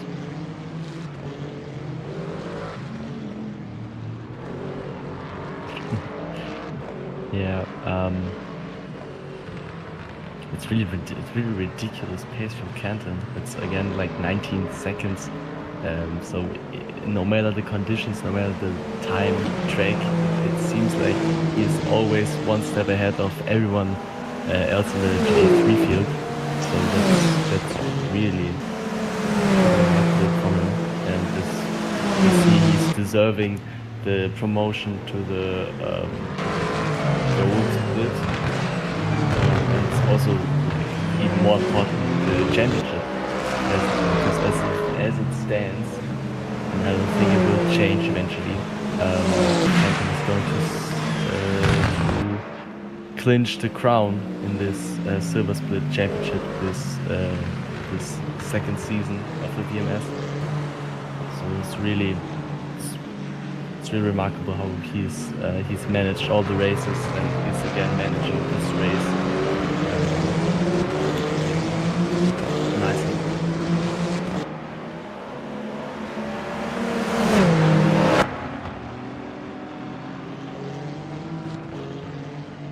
As we see Mattia Previato a little bit like falling behind. I think the gap was like 1.1 second, and is now around 1.6 to 8 seconds. So I don't know if Ulrich just started to pick up some pace, or if Previato is losing some pace. But yeah, essentially he's not gaining at all now, and is not gaining that much as he has been on the previous 5 laps. Yeah, looks like that swing of pace that I was talking about might be kicking in. Nicholas Ulrich beginning to perform better as the tyres begin to wear down, which was somewhat to be expected. Nicholas Ulrich not been pushing as hard, meaning that the tyre life will be slightly better. A slight difference compared to what we know as tyre performance in F1 and tyre drop-off is that obviously a lot of the tyre degradation comes from the thermal degradation rather than from the actual surface of the tyre being worn away. The tyres that these hypercars run are focused very much on keeping them inside the thermal degradation window. And when you use them up and put them through a lot of heat cycles coming through corners and then down long straights where they cool down, that is where you lose the performance of the tyre rather than in the actual amount of tread that's left on the tyre. It obviously does still affect. The longer you use a tyre, the less grip it will give you because it has less tread on it, but the thermal deg is as important, if not more important, Daniel. It's quite like, this is what I like about this game and generally about hypercars, this like technical aspect of the tires, which is showcased in this game really well, the physics and all of this. So it's really like understanding the car, understanding the tires, understanding which hurts them not as much, and how to get the best performance. It's really like a job for itself. Yeah, we can see potentially that that kind of swing that I was talking about has fallen back maybe in the favour of Mattia Previato. Just for a second there, the gap was underneath a second. As the track continues to get more and more wet, we're starting to see rooster tails come up even on the racing line, which we hadn't seen so far, Daniel. So the track's starting to get more standing water on the surface, and that will only make the grip conditions worse for even these wet tyres. Yeah, so it's going to be again more difficult to essentially keep the car on the track, keep it stable, and to like get yourself a nice and tidy pace. Yeah, indeed. Potentially mistakes coming into play a little bit more as the track gets wetter and wetter. As Davide Canton in the LMGT3 class, just as this battle begins to brew, doesn't have to worry about any battles at all. He is 20 seconds ahead of Eric Nonamaker, who at the moment will move into the top 3 in the LMGT3 field. That could be absolutely vital for his season, potentially moving up to the gold split for season number 3, as it looks it might have been a little lock-up, it might have just been the wet weather from being off the racing line. But Mattia Previato a little bit wide into the final corner gives him a better run down the straight here, as we see that time difference come ticking down momentarily. But then Nicholas Ulrich's top end speed widens it back out as they come down the straight towards turn number 1.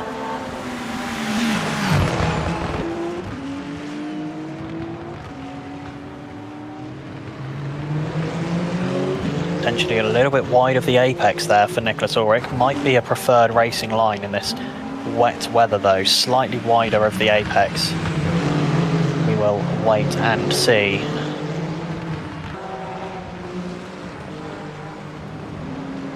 As Previato really moving into striking distance of Ulrich, so it's really he's really getting close to the rear end of the Toyota Ulrich, so it's really getting intense now.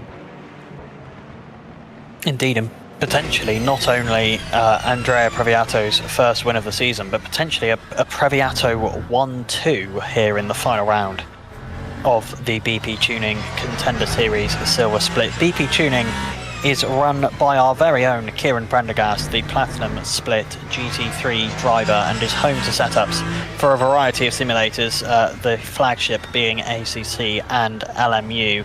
He makes setups tailored for a variety of skills, paces, conditions, etc.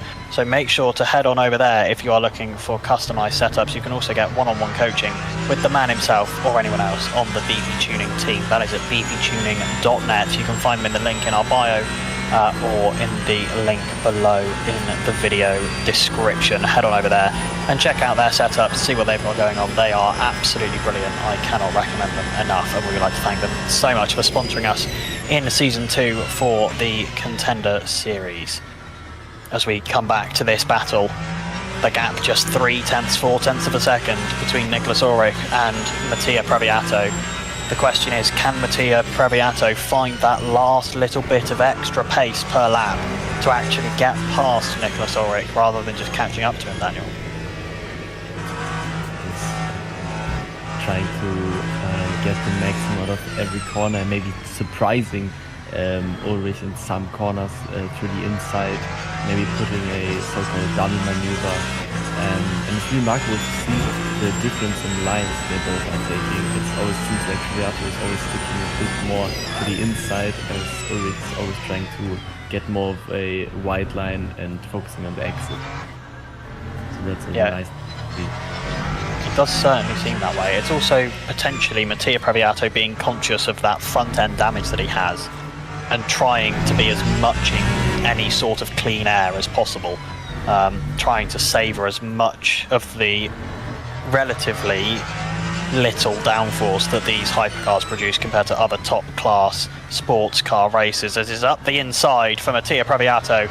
Is that move done? He's certainly at least ahead, but Nicholas Ulrich, we've seen, does have an advantage in a straight line. Mohamed Colombo's into the pit lane.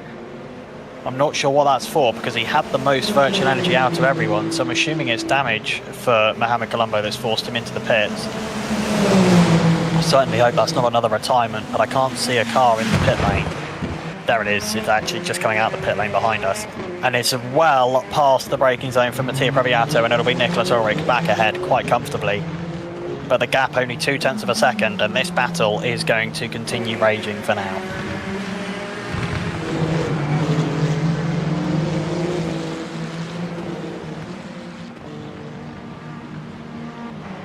Yeah, really nice to see the battle between those two. It's really like clean and tidy, and lots use of like switchbacks in this case between those two drivers.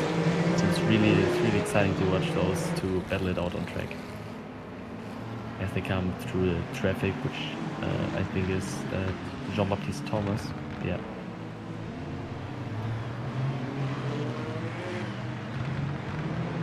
But kind of impeding there. No, Jean-Baptiste Thomas very careful to let the battling hypercars through, which is always a wise move to make. It's not in the rule book that you need to get out of the way as an LMGT3, but sometimes it is in your best interests to do so. And when you've got two drivers battling for second in the hypercar class and you've got no one around you, that is one of those times where drivers might use their own initiative and move out of the way of the cars that are coming behind, rather than stick to their racing line. And I've got to say, in that particular instance, I think Jean-Baptiste Thomas made the right decision to let these two battling hypercars through as easily as physically possible.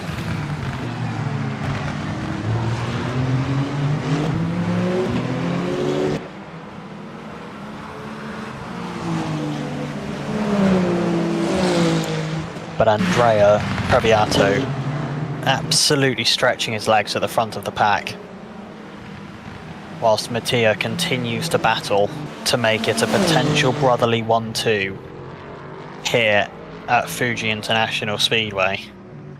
Andrea Previato leading by 16.5 seconds as we cross the 30-minute remaining mark. An absolutely dominant performance from him so far. He has led every single lap of this race and has not looked back since the very beginning, all the way back to the beginning of this race, an hour and 10 minutes ago now.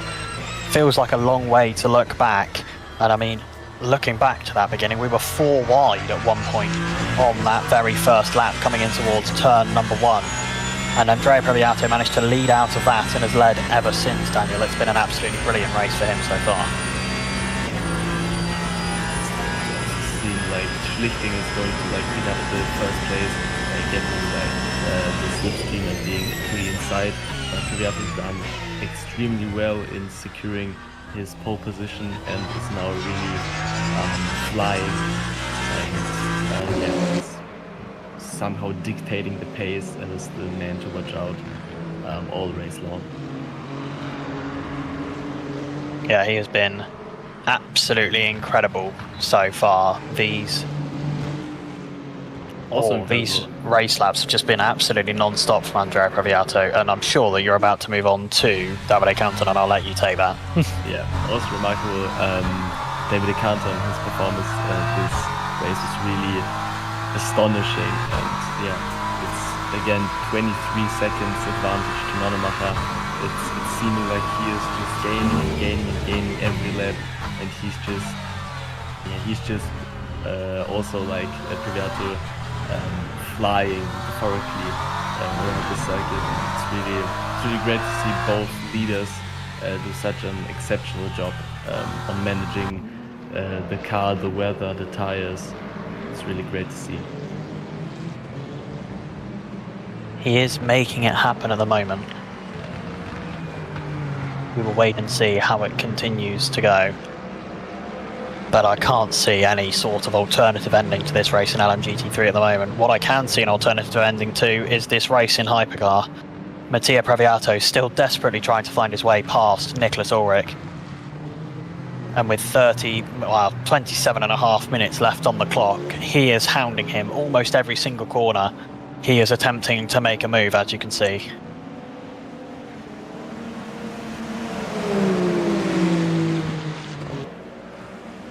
It's really back and forth between those two. It's always like, there's like 2 laps where they definitely extremely close. Then there's like a kind of, I would say, cool down phase where there's like, I mean, 1 second to 6 tenths of a gap, and then again they are battling. So it's really a back and forth between like following versus following Ulrich and battling him. So he's really putting the pressure on Ulrich, but he's not cracking under it at all. Oh, Nicholas Ulrich has been absolutely steadfast in place of all of that pressure piled on from Mattia Previato, and he has not blinked even once. So far, it's been a flawless second stint from him. But what we have to remember is that it wasn't the beginning of the first stint where he had issues either. It was towards the end of that first stint that he started to trip up, make a couple of mistakes here and there, little things that were just leading to time loss.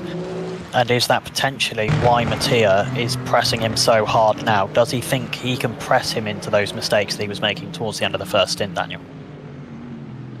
It really seems like it. It really seems like Matthias really like playing the long-term game on him, as they are both going side by side to the last corner. But essentially, I think Ulrich gets the better exit.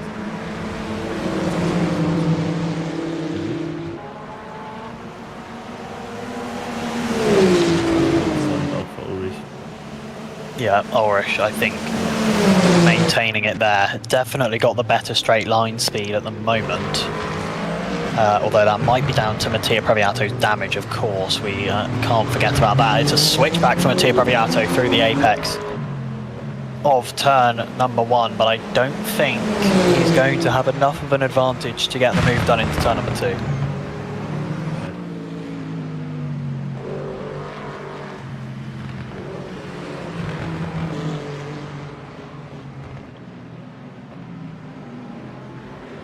What I was trying to previously say, it's really like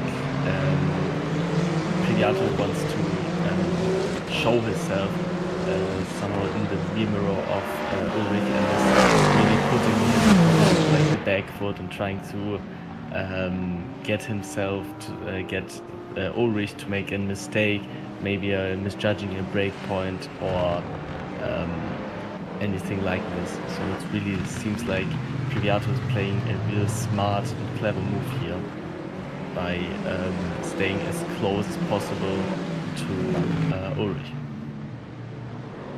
And now we see the track starting to get really, really wet. Rooster tails popping up all over the place. Yellow flag momentarily. Mattia Previato tries it yet again at the final corner, but Nicholas Ulrich has got that wide line absolutely nailed down, which means that he can get such a better launch out of the corner that the dive attempt from Mattia Previato is just not working. And in fact, this time has really lost him some significant time to Nicholas Ulrich. That gap, the widest it has been for a good 10 or 15 minutes, out to 0.7 of a second.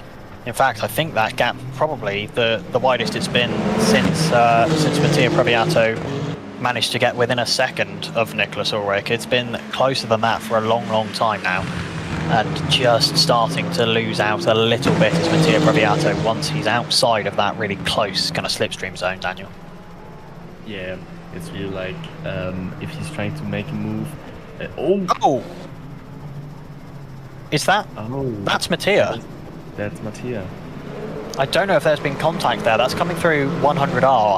I doubt there has been because he wasn't close enough. But I think Mattia Breviato must have just lost it, possibly on the exit curbing of the previous corner. The fast, high-speed left-hander has lost it over the exit curbing and has had that spin. But surely that is battle over. Only 23 minutes remaining. And now almost 10 seconds behind Nicholas Ulrich, and Mattia Breviato is going to be kicking himself right now because he looked like the stronger driver of that battle, and right now he is a long, long way down the order. That's really a shame.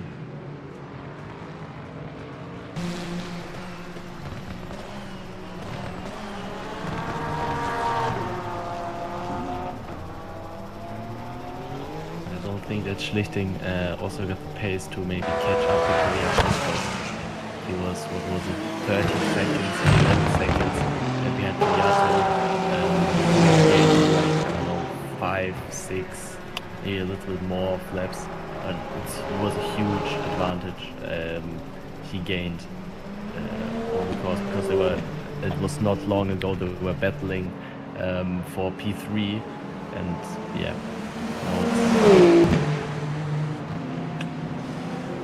That is gone too.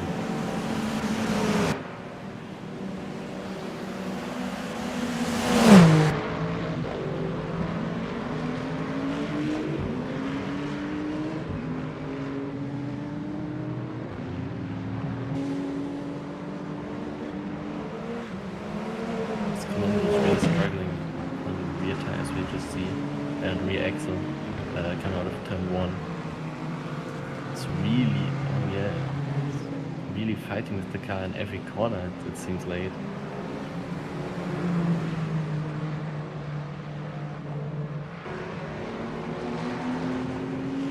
Yeah. Oh yeah, that's a huge shunt into the hairpin, turn 6. And surely there's got to be some suspension damage. Definitely suspension damage. Looking at how much that car was wiggling around in a relatively straight line. And look how early he's braking as well. Yeah, suspension damage on that rear left corner for Mohamed Colombo. Really unideal. He is the last car currently still running in this game, which does mean that no matter really what he does, he can come into the pit lane, fix as much of it as possible, and just get back out on track with 20 minutes remaining.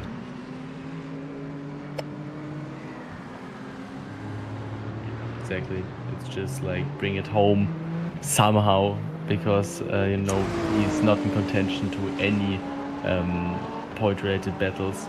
The only one he can beat is himself. So, yeah. Or he could keep lapping, which is what it appears he's going to do. Not quite sure why, but each to their own, I guess. Hopefully we won't see him again in any kind of barrier again. Maybe it appears the suspension damage is not quite as bad, but it was a huge chance, I suppose, so I don't know why he's not repairing it.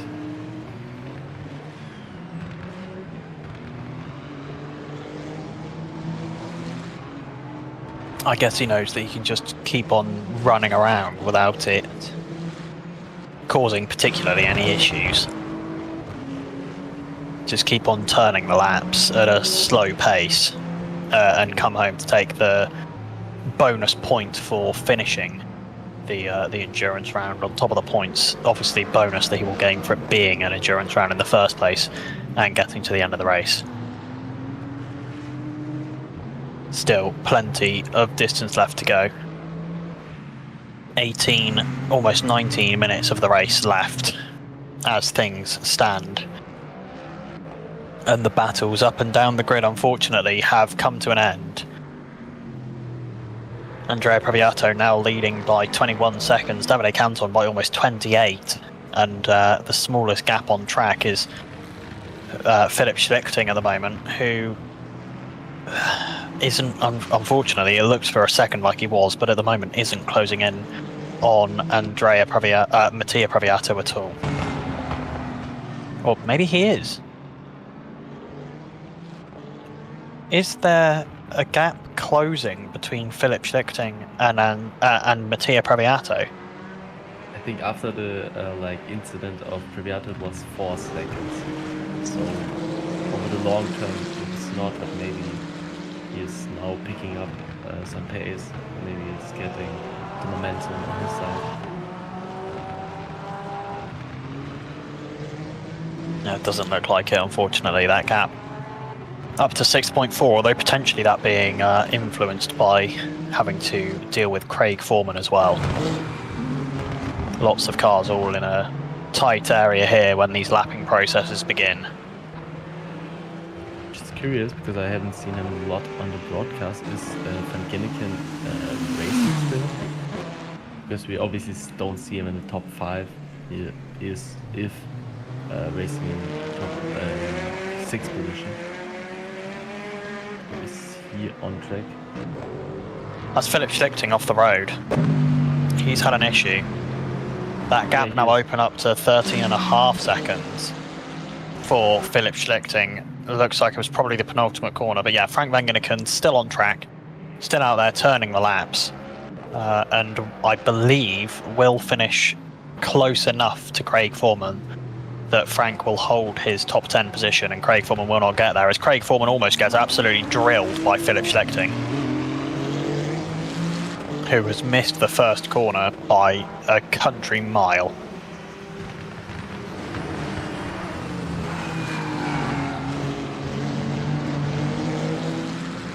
But now back on course and back going again.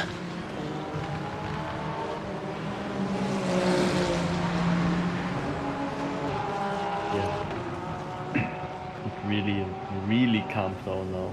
It's like 9 seconds is the smallest gap between Evora and Foreman.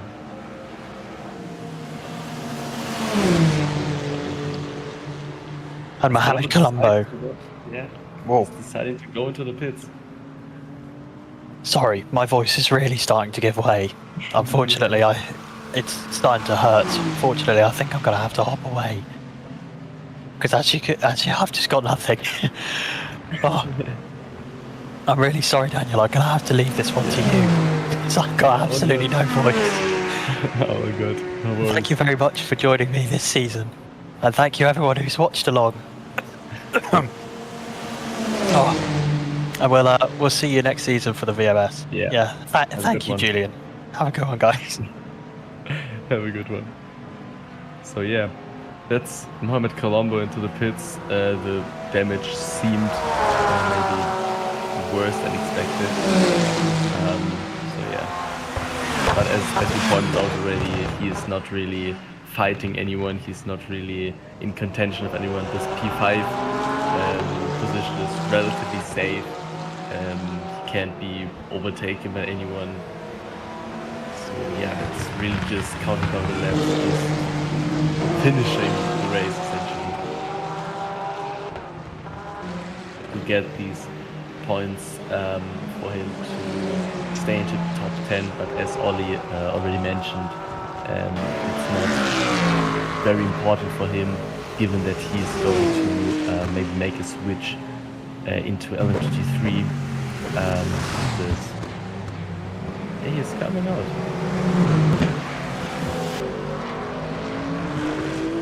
See, hopefully we won't see him in any barriers or any unfortunate circumstances once again.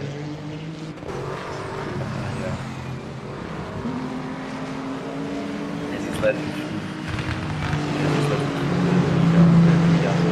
There's 23 seconds up to his name. So that's really great effort.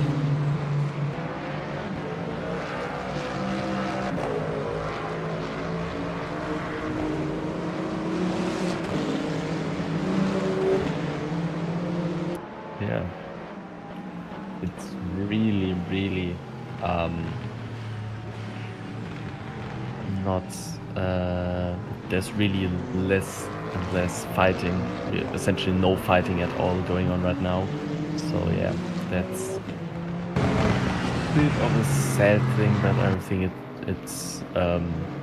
it's a thing to be disappointed about because we got the third season coming sooner as one may expect. So yeah, I hope you all tuned and hyped essentially for this third season, sorry, of the VMS and also the series. And I'm actually going to join you.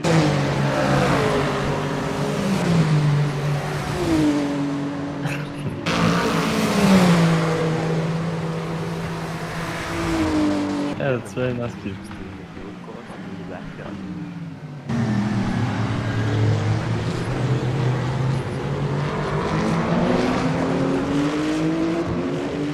Yeah, but nice to have you joined here live on the to have you in the stream.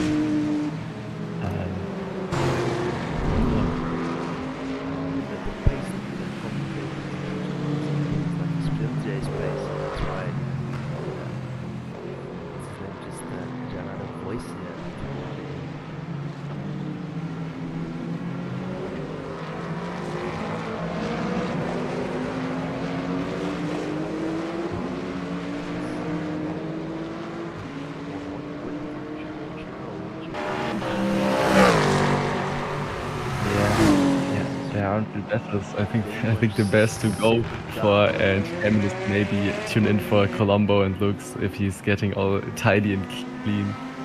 But yeah, like you pointed out, there's really nothing really going on right now. Yeah,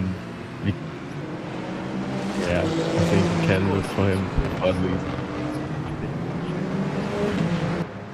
Yeah, I think he repaired it. Yeah. Oh. That's a commentary course again, striking him. Oh man.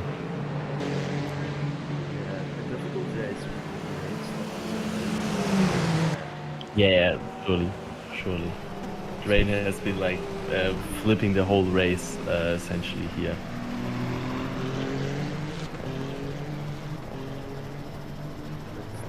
I think the stages with the tires being gone, and especially when there are no backers, there's nobody to like keep you up with the pace. So it gets a bit lonely. yeah. Yeah, that's like the worst thing to happen. Like you like get losing focus. You have nobody to watch out for. You're just like cruising along, and that's essentially where most of the mistakes happen when you're losing focus and just like driving your line quite in a automatic machinery way. Yeah. That's the last opportunity days that's understanding when there's nobody you can realistically catch unless somebody makes a mistake. But that's all you can do is just keep them honest.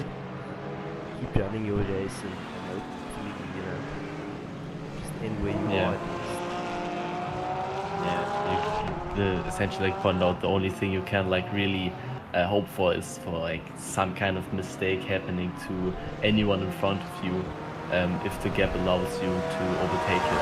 In case like Colombo, I think it's really unrealistically that he is going to pick up the place, but given like Jean-Baptiste Thomas, if Nonomahal is given to like do some kind of error, Yeah, a quite big one. Laps down, so if somebody else DNFs now, like maybe let's say Philip has some sort of an issue.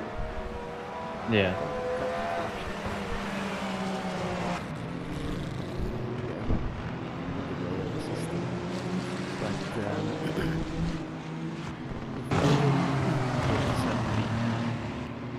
Drop out, you would still have to catch those 3 laps in order to pass them and get the extra points and gain that position. Nonamaka had quite an unfortunate test. I can't remember exactly what happened. He was right up there at the jump.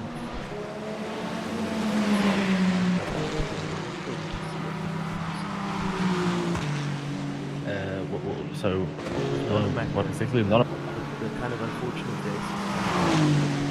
Space was in. Yeah. Yeah, I think it was like at the start, he, like essentially in the first couple of corners, he moved down to P4, and then he had some misfortune, an unfortunate, like some series of events happening to him, which moved him back to last place. I think 6th place he was running, and recovered it to P2. But yeah, as we see, Canton is. I have to say it again, the dominant force today, and is just unbeatable in these kind of conditions today. So it's really crazy. 30 seconds is really not. It's really not easy. Oh yeah, true. Just goes to show base easier. Yeah, it's really. And Van Genneken wasn't really involved in any kind of big mishaps or incidents. Yeah.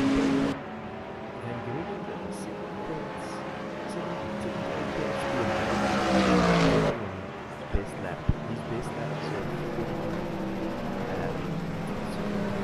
Check out a 43 flat, and the Catron is basically a 42.2. His best lap of this race. So the pace not wildly different, but basically Yeah.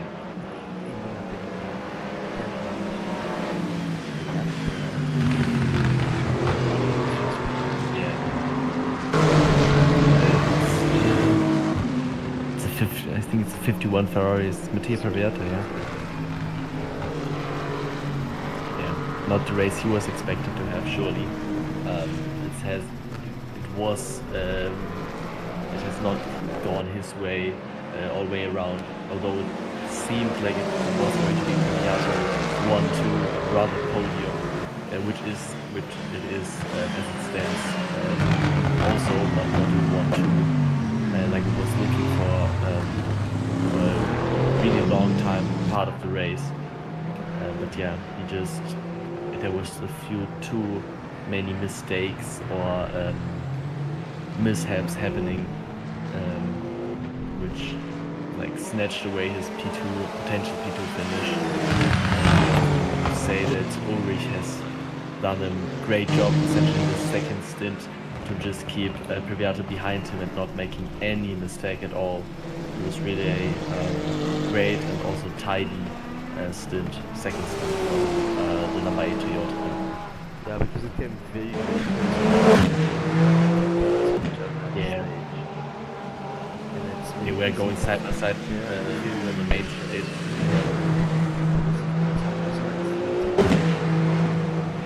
Yeah. So he was really under a really lot of pressure, and it's really not easy to not crack this kind of pressure. Yeah, so it's really remarkable from Ulrich.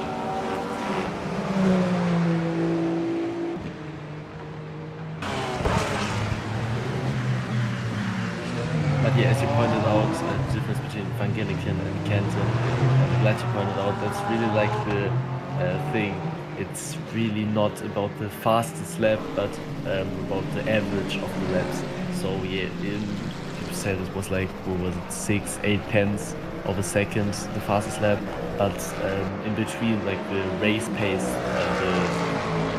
was like, as you can see, slower. And Canton is like the fastest man, and it's the fastest man consistently. And this is a very, very great trait he has, we gotta say.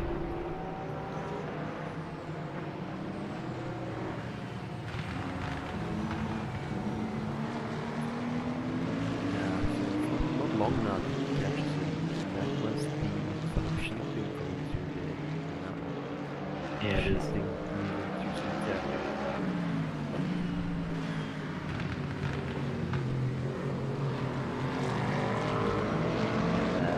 So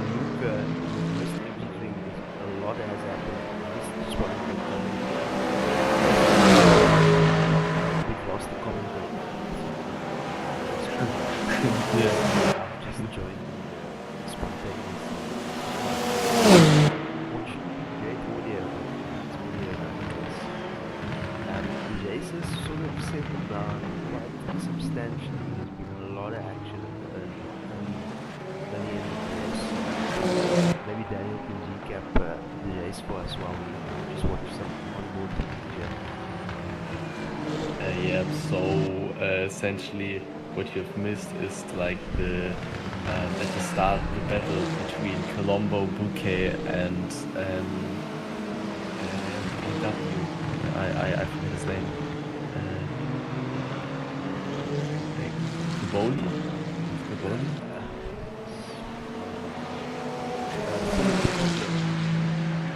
Koglo. Yeah, my bad. Sorry. Yeah, it was like a three-man battle. They were separated by I think 1 second, and then there was like a few minor contacts leading to a big contact where Colombo was touching the rear end. Touch as well is very underestimated. It was like really big shunt on the rear end of Bouquet, which saw the end of his race, of the Alpines race. And yeah, that was this part. We saw Previato closing up on Ulrich quite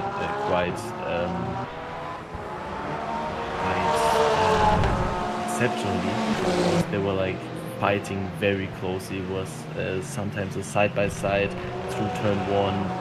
It was extremely close, but then Mattia Previato just happened to did a mistake into I don't know which corner it was.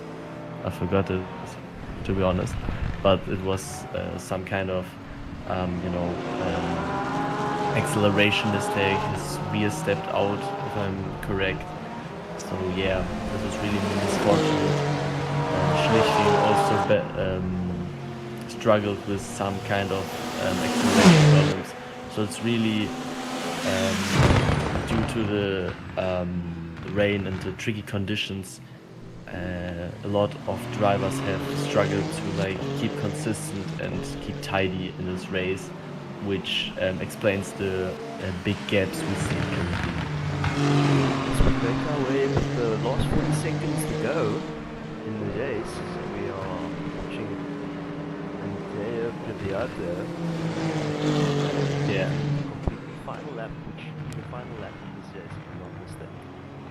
It should be, yeah, it should be. And this will be the first race victory of Previato in this season. And it will help him to get P2 in the standings, which is, of course, a big achievement for him. He was battling Ulrich for P2, which you can clearly see who is in P2 with 26 seconds down. Yeah, so this will be the last. This will be the first victory of Previato this season. Let's just check everybody's energy. Everybody looks like they've got good energy to complete the race. This should be the last lap if we see it correctly. Yeah, it is. As we see Andrea Previato accelerating out of the last corner, the checkered flag should be out as he wins the final round of the silver split, of the VMS BPtuning silver split. And really a remarkable performance by him.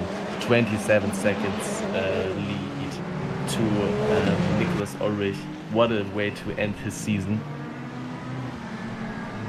As we see Ulrich going through the last corner, accelerating out of it, and also seeing the checkered flag as the second driver on this grid. Really a great season for him. Also, we gotta say this. It's always like humbling if you got 27 seconds up, like down of the car in front. But it was a huge effort from Ulrich. We gotta point this out.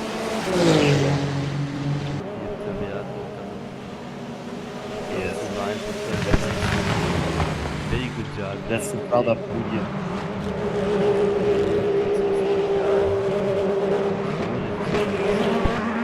Line shifting coming Yeah, and I think Canton is right behind him. Yeah, Canton is actually just no. now getting past Yeah. Van Ginneken on the last lap. Lap, so he got Van lapped. Colombo is in the pits, was out as far as we saw, and this is Yeah, I shipping has think finished. he was overlapped 2 times, so I think that's why. Okay, and this is And Canton. David Canton snatching his crown and being the championship winner of this season's silver split. So huge congrats to him. It was a really remarkable season of him. It was really astonishing to see him perform in such a great way, in such dominant way, I gotta say again. So yeah, it was really, really nice to see him setting up the pace in every round of this championship. Well, As not I think we basically missed everybody else coming over the line due to when the race finished. So yeah. Erik Nockemeyer. So we can just go through the final results. Yeah, as you may have seen, Andrea Piviato winning the overall race behind as Ulrich is closing up on him in P2. Afterwards, the brother of the race winner, Mattia Piviato, I think it's the first time both of them are on the podium. Yeah, they are followed by Philipp Schlichting, the third 51 Ferrari in this race, and of course Mohamed Colombo completing the hypercar grid. Then we have the LMGT3 championship winner and race winner Davide Canton, which was really a great effort by him, followed by Erik Nonnemacher, who just secured his P3 finish in the championship overall, which sails him to the gold split in next season. We got Jean-Baptiste Thomas, the P2 in the championship, in third place. Johan Ivora, the only Porsche, completing it with Craig Foreman in fifth place, and the final place, I think it's Van Ginneken in sixth position.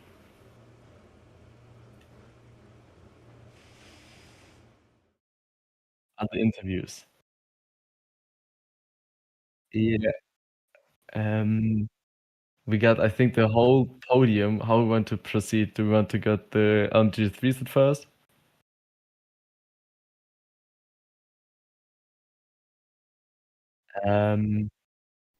Yeah, right. I think we're going to go with the race winner and championship winner, Davide Canton at first, the winner of this. The GTTs. Let's go with the GTTs. Yeah. Let me go over and fetch them there quickly. Yeah, I have him already. Okay. Hey, Hello. Davide. Hello. How are you? Fine. I mean, really nice now. Congratulations Yeah, on it a was fantastic drive. Thank you, guys. Yeah, congratulations on this race win and also on the championship win, which you secured with this really remarkable race.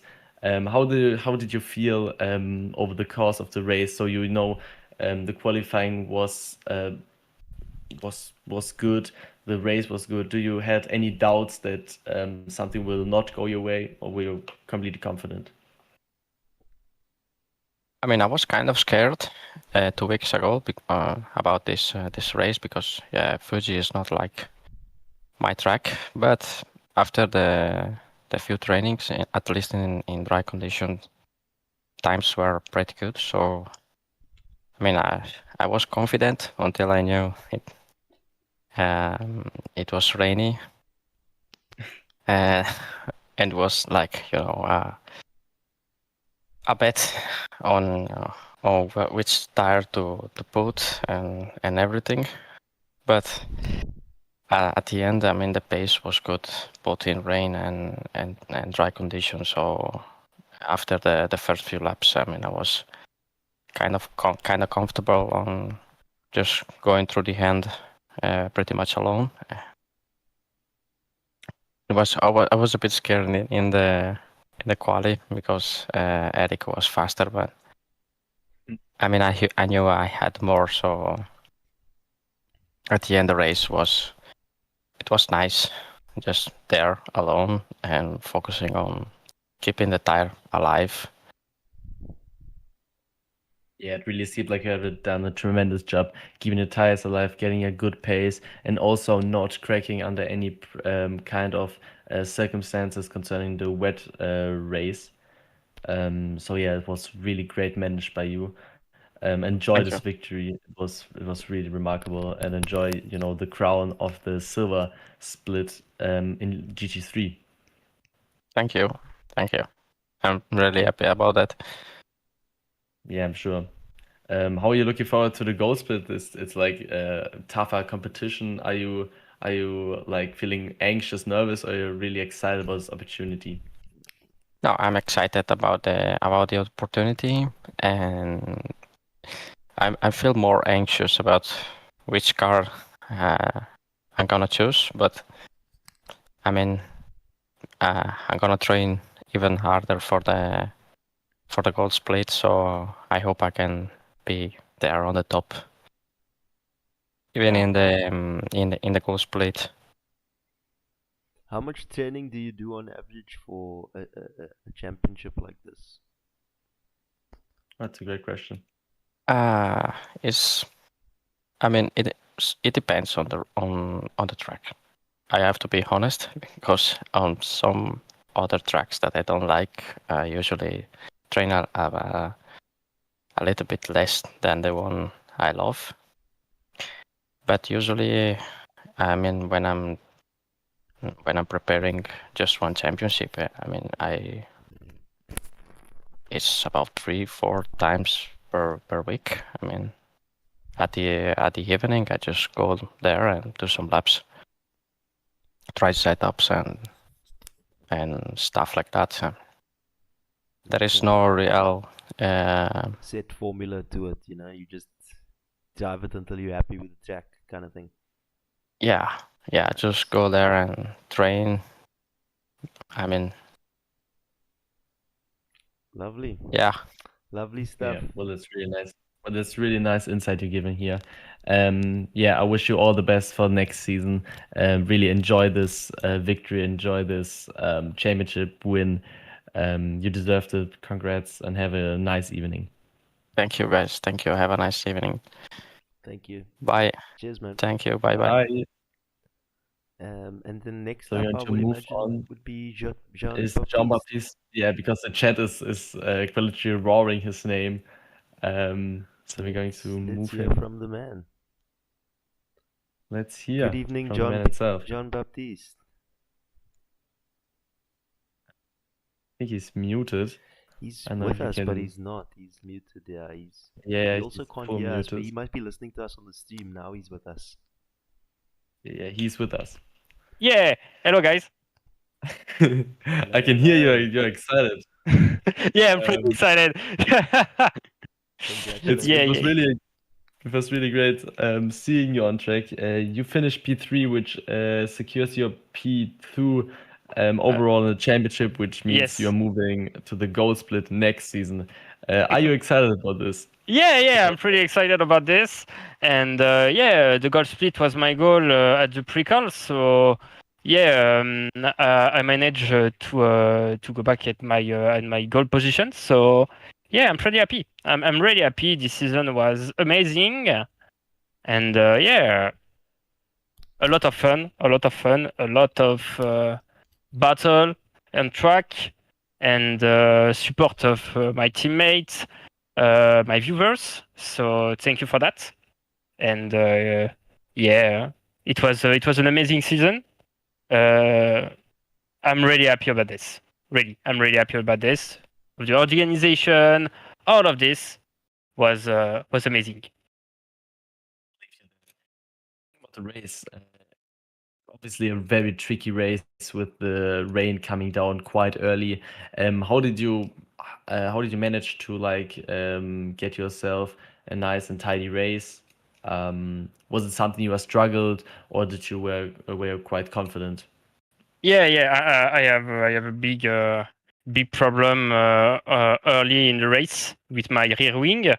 It was at 4, And in the 300 here, I have a little bit snaps on my rear chain. So yeah, it was really difficult to manage on the dry condition, but on the wet condition, I pitting and I had 2 clicks on my rear wing. So my rear wings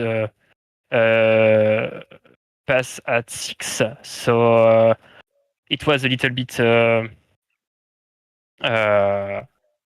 better on track, especially on the rain. Yeah, I believe you that was really quite a thing. So you were in the end quite you were running quite good. You were P3 with the race again, like settling always. You did a quite tremendous job keeping the car on the track. That itself in these conditions is quite a hard thing, and also given that you had like this thing with your tires, with your rear wing. Sorry. Yeah, so really great job. Enjoy your P3, P2 in the championship and P3 now, and hopefully see you next season in the gold split. Yeah. I mean, always. I mean. Fantastic. Yeah. Fantastic stuff. Fantastic, really. Thanks, Jean-Baptiste. Have a good evening, and thanks. Thank very you, much guys. for your Thank you to all the participation. organization and all the staff behind this championship. Thank you, guys. Really, thank you. Yeah. Only a pleasure. Thank you. Thanks, Thank you, man. Oscar. Bye bye. Have a good one, guys. Have a nice evening. Enjoy it. Daniel, should we do something I think- different? Should we bring all 3 of these guys in together and interview them together? Oh, that's a fun idea. Let's do it. Yeah. Let's just keep it spicy, bruv. Let's Yeah. do it. And I'm gonna leave the interviewing to you. All right. Hello, all of you 3. We're doing it quite differently, as Julian just brought up the idea, which I find quite interesting. I'm sure you have maybe talked about this, about the race in the waiting room already. But yeah, starting with Mattia, you obviously was this result something you expect in the in beforehand, before this race? Yeah, no, I would think that I would go to P4. I didn't expect a podium, so I'm really happy for that. Yeah, it was really nice seeing you perform until like the last 20 minutes of the race, where your little mistake happened, chasing down Ulrich. It was really a shame, but the battle you provided, you and Ulrich, was really nice to look at. It was really entertaining, and I hope to see more of it from you next season. Yeah. Unfortunately, this happened, but I have damage to rear suspension all the race, and with track wet, I had so many problems in this corner. So I tried to push for P2, but I maybe pushed a little too hard, and I lost the rear. Then I just think to finish in P3. So it's always a podium. It's the fourth podium in this season, so I am mega happy. You should be. It was really a tremendous effort. I heard you were given. You were saying that you had rear damage like the whole race. Is it right? Yeah. That's really a remarkable job to you. Still pushing and gaining so much time on Ulrich and like keeping a battle. So that's really remarkable from you. Yeah, we're talking about Ulrich. Ulrich, how did you cope with the pressure? How did you manage to not crack under the pressure given from Mattia? Yeah, it was a hard race for me. So the Toyota was really hard to drive in the rain conditions, and I had so much problems with my rear. So it was really hard rotating sometimes, and then came Mattia with really great pace. So all the Ferraris had a great pace in the rain, and I've not expected that bad pace from the Toyota. So yeah, at the end it was really hard to defend, and sometimes I think, holy shit, he will get me. He's so fast. I have no pace, but yeah, I had a little bit luck at the end and tried everything, pushed everything out of the Toyota to keep that P2. Yeah, must say the season was crazy. It was beautiful, and Previato get P2 at the end in the championship. And yeah, big congratulations to Matteo and Previato and to all persons in the VMS. Really great season, really nice season, really much fun. Yeah. You pointed it also, your race was kind of a roller coaster, quite emotionally, and you start P4, I think. You then drop back to last place due to some misfortunes. Then again moved up to P4. Then you had some strategy call, which was at the first glance a little bit like off, and then you somehow managed to be in P2. So it was really kind of a roller coaster, wasn't it? Yeah, it was crazy. So the soft pace was really strong, but at the start, I was in the wrong place at the wrong time. So I lost many places, and yeah, then I must push with the soft. But yeah, I managed it, and then all persons come in. But I think, holy shit, why they come in? So I think one more lap. I should do one more lap.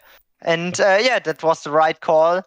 So after the pit stop, I was before Mattia and Philip, and tried to gain to Andrea, but it was not possible. So the pace from Andrea was in her own league this race. Yeah, it was really funny, exceptional to see that you were the only car in this lap to not pit it. All GT3s, all hypercars were in the pits, and you were like the only one driving really on the track. So it was kind of like, I said, funny situation. But yeah, it paid off eventually, and yeah, congrats on securing P3 in the championship and moving up to the gold split next season. I hope you're looking forward to competing in this. Yeah, it will be great. So I've really appreciate the season, and hope that the gold season will also be that good like this season. Yeah, I one point I must say at the end, this time I think the GT3 was perfect. So no big miscommunications with the GT3 in Fuji. At the first moment, I think, yeah, it will be difficult with the GT3s in the last sector, but no problems. From my side, no problems with the GT3s. Last time I had a little bit more problems in Bahrain, but this time perfect work from the GT3s with the blue flags. It appeared very clean from the GT3s at all stages of the race, even given the difficult circumstances with the wet track. So great job by everyone in the GT3 and everyone in the hypercar field to avoid some kind of misfortunes. And yeah, thank you very much for joining this interview, and I wish you the best for next season. Thank coming you. to our last interviewer or interview partner, it's Andrea Previato. How are you feeling? It's your first race victory this season. How do you feel?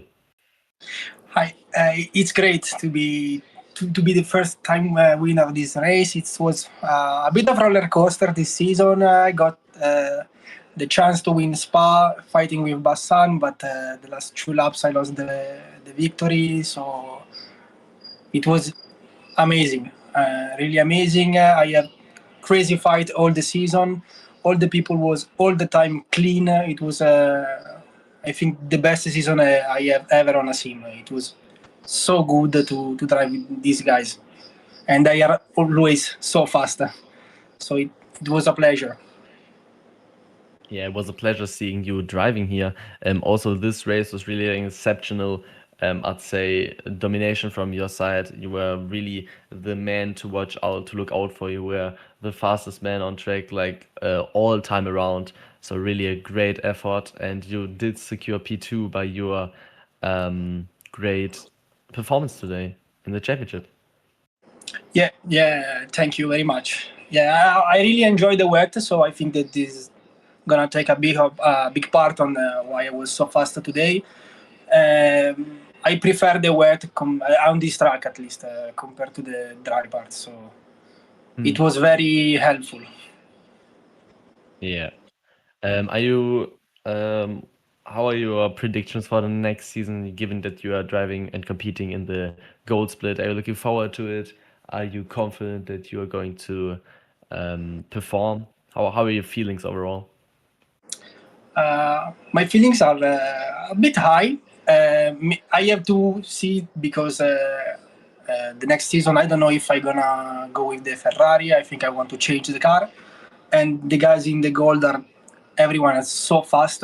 So for sure the season will be even more strict compared to this one. So I think I have to put much more times to find out how to go faster than this to try to win the next season. Yeah, surely the competition will be quite tough, but I'm sure you will be able to cope with it. Yeah, thank you very much for you all joining me in this interview today. I wish you all best of luck for Andrea and Nicholas. Best of luck in the gold split, and for Mattia, best of luck next season in the silver split. I'm hoping to hear from you, and wishing you all great performances and a good time off, and to be regenerated and on point for next season. Thank you so much. Bye. Thanks. Bye. Have a great Thanks. one. See you next season. Bye bye. See you next season. See you next season.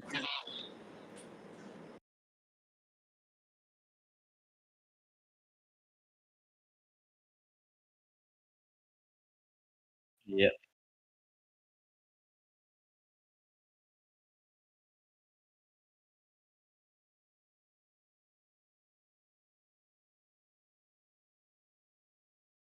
Yeah, that's a big one. So we got the platinum race on Sunday, and the gold race is there? No, the gold race is finished. The gold championship is finished, but we still have the round 8, the endurance round of the platinum split taking place at Le Mans this Sunday. So I'm hoping you all tune in on this. It will be great entertainment. It will be great battling for sure. And even more important, I hope you all tune in for the next season of VMS, the season 3, which is going to be just, I can say already, ridiculously close and competitive. So I'm hoping to see you all again next season. That's it from me today. Thank you for Julian and Ollie beforehand for joining me today in this beautiful final round of the VMS BPtuning Contender Silver Split Series. And I'm hoping to see you all again next season.